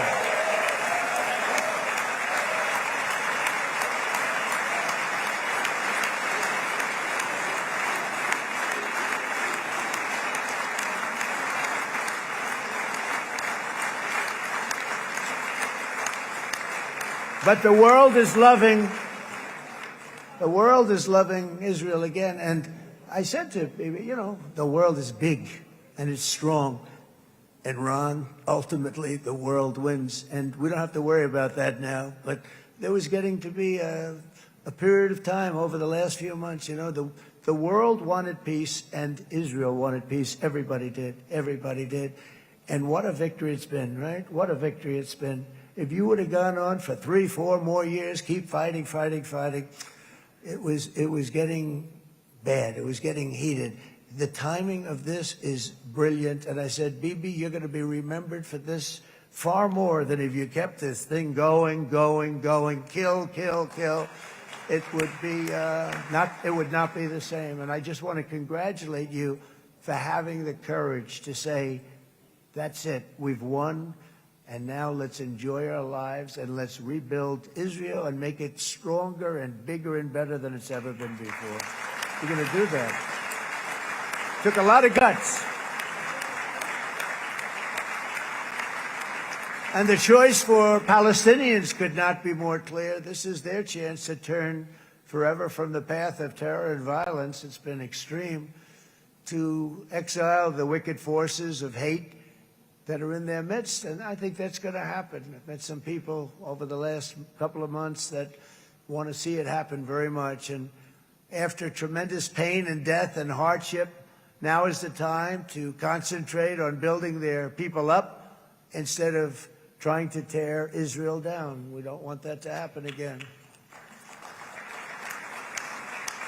And the total focus of Gazans must be on restoring the fundamentals of stability, safety, dignity, and economic development so they can finally have the better life that their children really do deserve after all these decades of horror.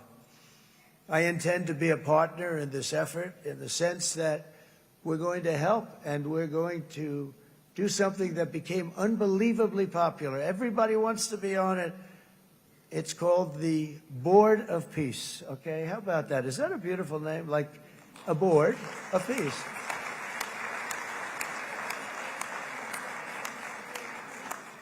The only bad thing from my standpoint, every single nation involved has asked me to be the chair, and I'll tell you, I'm very busy. I didn't count on that, but you know what? If we do it, we'll do it right, and we have unbelievable power and wealth. Because you're going to need wealth. You're going to need wealth to rebuild things.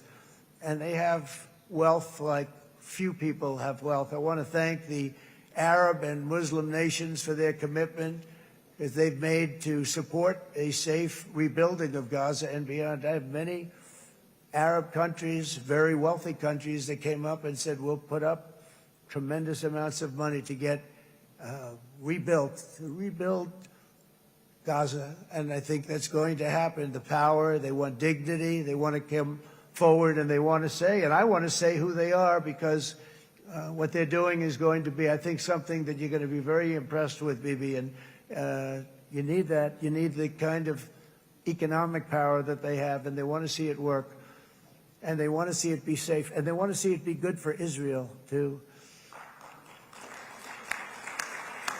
And as much money as it will be, and it's a lot, as you can see, it's a lot.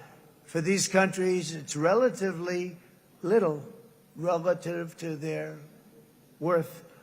It's really a lot of money like most people could never even conceive. But for these countries, it's not that much, especially because it ensures success and stability in the Middle East, which is what they want to see. So many of them will be with us in Egypt in a little while, I think. I'm not sure. They may be gone. They may have taken their Boeing 747s and left. I said, what kind of a plane do you fly? 747. I said, that's a large plane. No, they may have. Steve, do you think they've left on their their brand new Boeing 747s? Or I don't know. We're going to find out soon. It's going to be a big story. There'll be 2 people left, and they'll be the 2 poorest ones.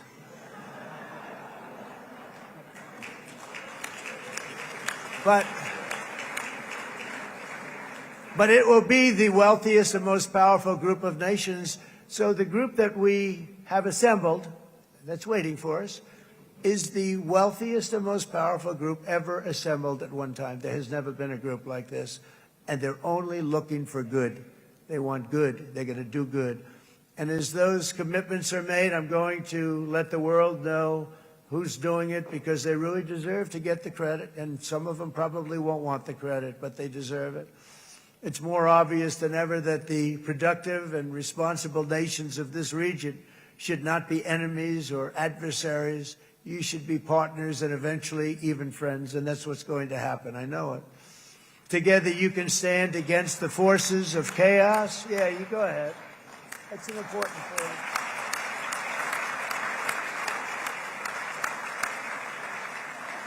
Because you can stand against the forces of chaos that threatened all of your interests, and it's always a big threat, and unleash incredible prosperity and opportunity for all the people of these lands. And that's what's going to happen. You're going to unleash numbers and success, the likes of which Israel has never been able to think of, because you're so firm, and you should be, and you've done the right thing in defending yourself.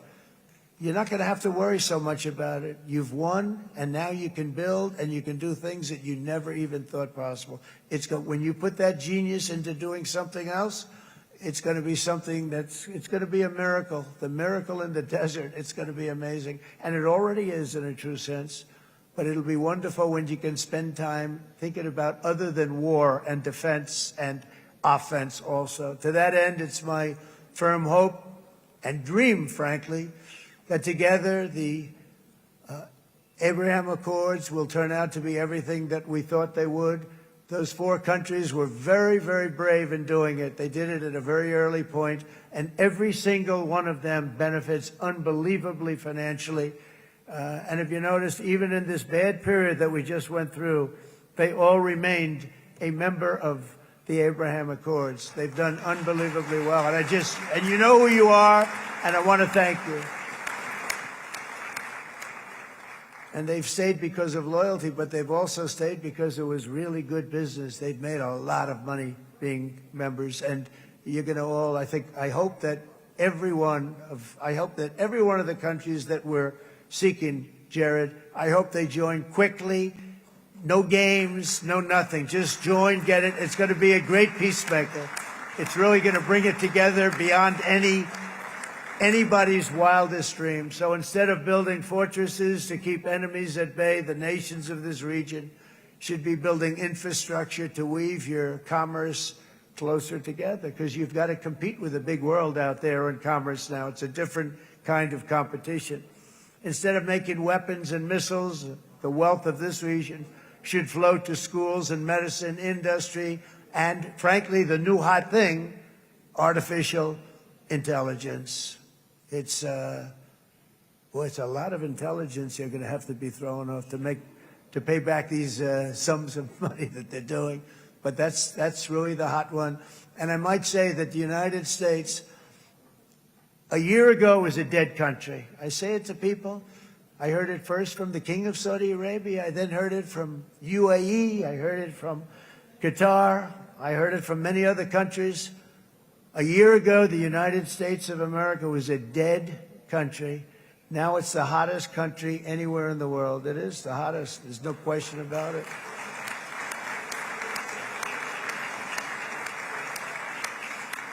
In fact, if you go back a year ago, before the election, although once we had November 5th, we became hot because people got it.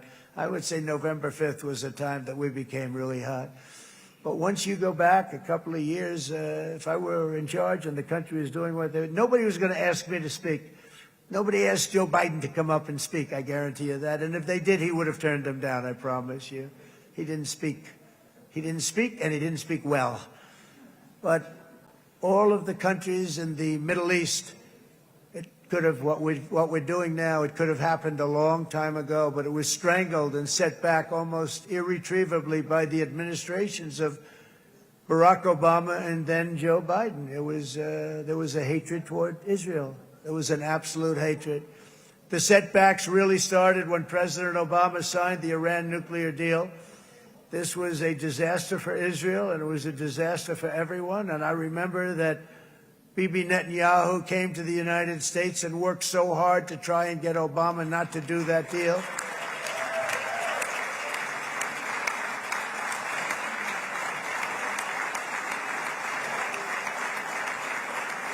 He worked so hard.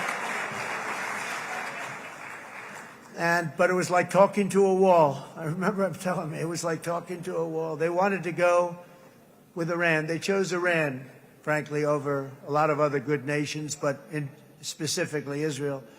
And that was the beginning of a very bad period of time. You had Obama go out, and the Iran nuclear deal turned out to be a disaster. And by the way, I terminated the Iran nuclear deal, and I was very proud to do it.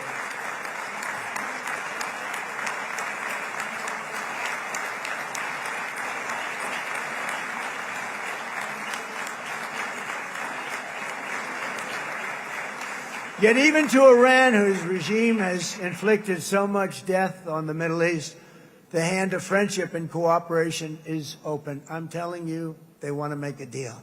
That's all I do in my life. I make deals. I'm good at it. I've always been good at it. And I know when they want. Even if they said, we don't want to make a deal, I can tell you they want to make a deal. All right, they do. They want to make a deal, and we're going to see if we can do something, because this is crazy what's happening, and we're not going to have this anymore. Neither the United States nor Israel bear the people of Iran any hostility. We merely want to live in peace. We don't want any looming threats over our heads, and we don't want to even think in terms of nuclear destruction. It's not going to happen, never will happen. There's nothing that would do more good for this part of the world than for Iran's leaders to renounce terror, stop threatening their neighbors, quit funding their militant proxies, and finally recognize Israel's right to existence. They have to do that. They have to do that. And to Iran, and as you know, this is not said out of weakness. There's no weakness. But I'm going to say this, that we are ready when you are, and it will be the best decision that Iran has ever made. And it's going to happen. It's going to happen. And they're good people. I know a lot of Iranians in the United States. They're good people, smart, hardworking people. They don't want to see what's happened to their country. The story of fierce Israeli resolve and triumph since October 7th should be proof to the entire world that those who seek to destroy this nation are doomed to bitter failure. The state of Israel is strong, and it will live and thrive forever.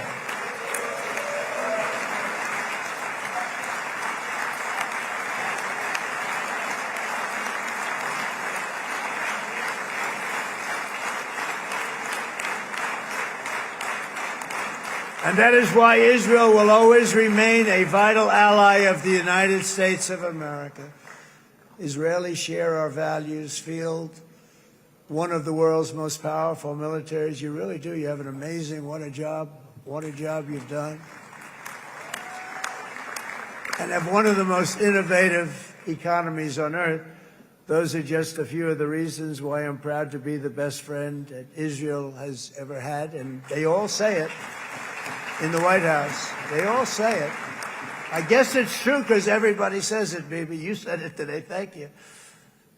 But as president, I terminated the disastrous Iran nuclear deal, and ultimately I terminated Iran's nuclear program with things called B-2 bombers. It was swift, and it was accurate, and it was a military beauty. I authorized the spending of billions of dollars, which went to Israel's defense, as you know.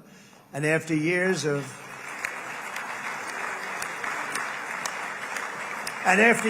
broken promises from many other American presidents, you know that, they kept promising. I never understood it until I got there. There was a lot of pressure put on these presidents. It was put on me too, but I didn't yield to the pressure. But every president for decades said, we're going to do it. The difference is I kept my promise and officially recognized the capital of Israel and moved the American embassy to Jerusalem.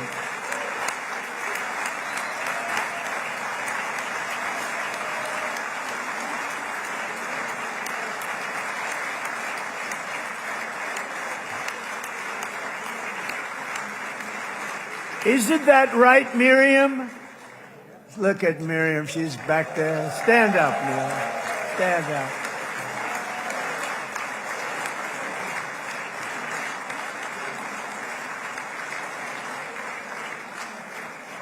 Miriam and Sheldon would come into the office. They'd call me.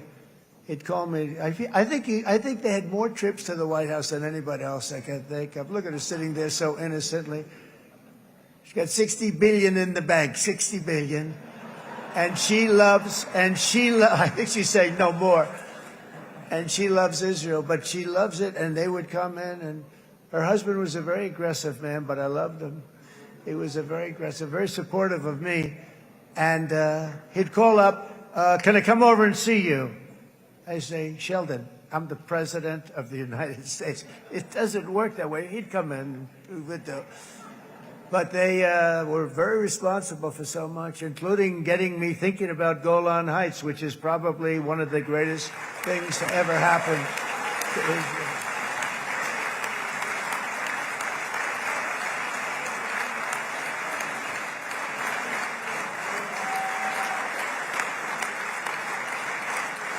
Miriam, stand up, please.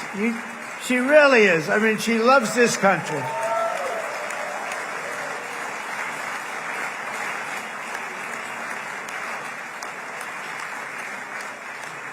She loves this country. Her and her husband are so incredible. We miss him so dearly. But I actually asked her, I'm going to get her in trouble with this, but I actually asked her once, I said, so Miriam, I know you love Israel.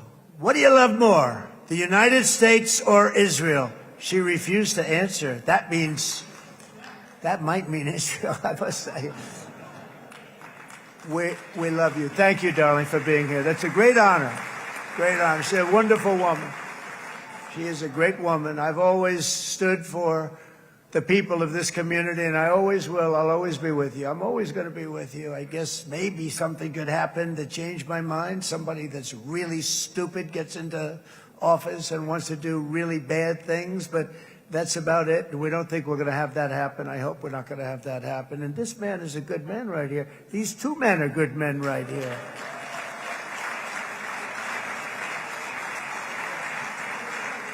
Hey, I have an idea. Mr. President, why don't you give him a pardon? Give him a pardon. Come on.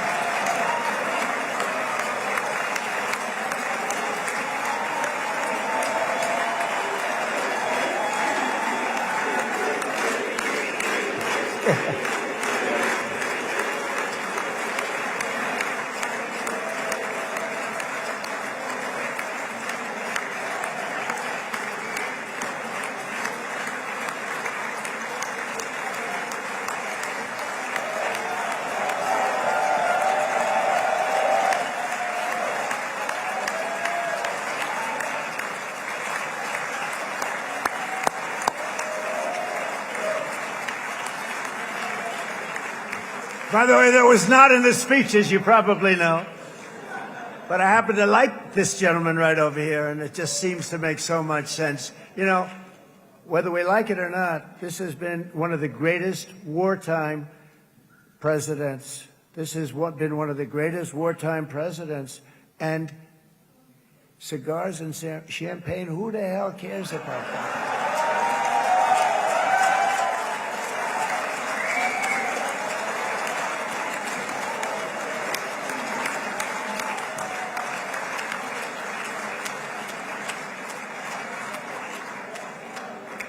All right, enough controversy for the day, right? Actually, I don't think it's very controversial. So, you know, I mean, I see so popular. You are a very popular man. You know why? Because you know how to win.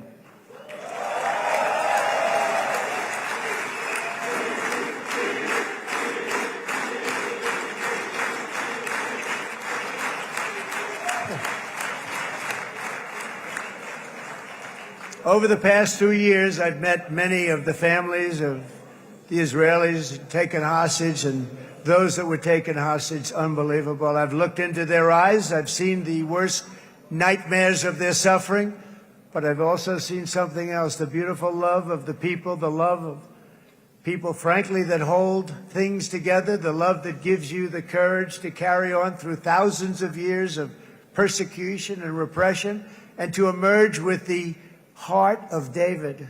It's the heart of David. It's that love that's defeated the enemies of civilization, built this incredible country and this unbelievable economy, and forged one of the great democracies of the world.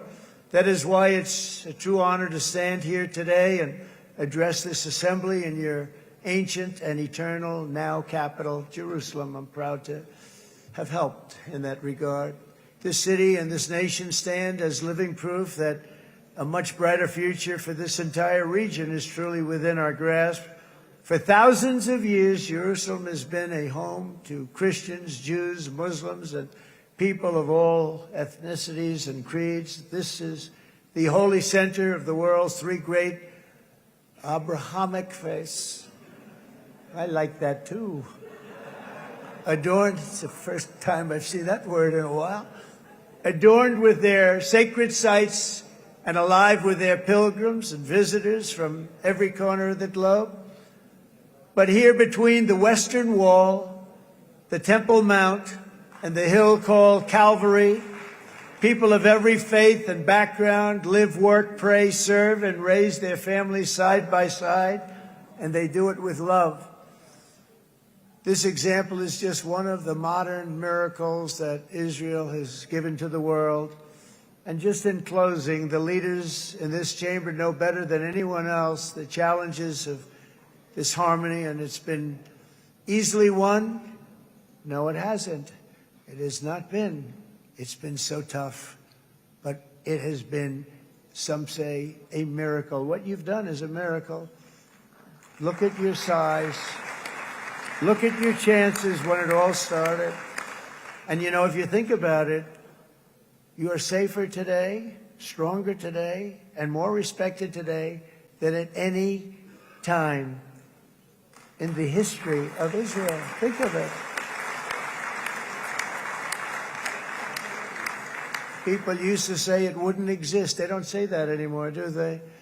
Yet if safety, security, and coexistence can thrive here in the winding alleys and ancient paths of Jerusalem, then surely peace and respect can flourish among the nations of the broader Middle East.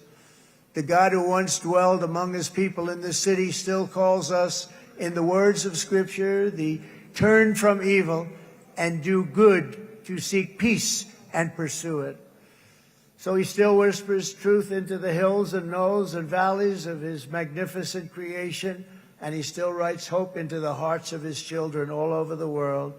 And that is why even after 3,000 years of pain and conflict, the people of Israel have never given up from the threats of Zionism, from all sorts of threats. You want the promise of Zion. You want the promise of success and hope and love and God.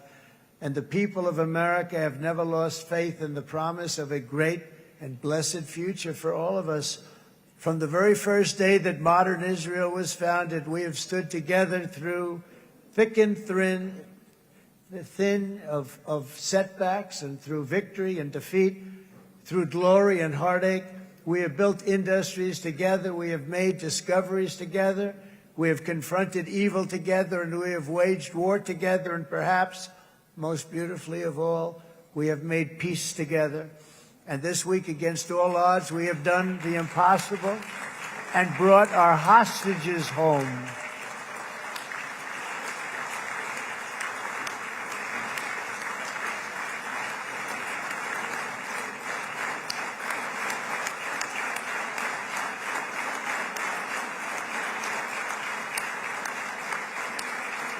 So now we're going to forge a future that is worthy of our heritage. We're going to build a legacy that all the people of this region can be proud of. New bonds of friendship, cooperation, and commerce will join Tel Aviv to Dubai, Haifa to Beirut, Jerusalem to Damascus, and from Israel to Egypt, from Saudi Arabia to Qatar, from India to Pakistan, from Indonesia to Iraq, from Syria to Bahrain, Turkey to Jordan, the United Arab Emirates to Oman, and Armenia to Azerbaijan, another war that I just settled. We are going to have hope, harmony, opportunity, and happiness here in the spiritual and geographic center of the entire world. That's what you are. Israel, America, and all of the nations of the Middle East will soon be safer, stronger, greater, and more prosperous than ever before.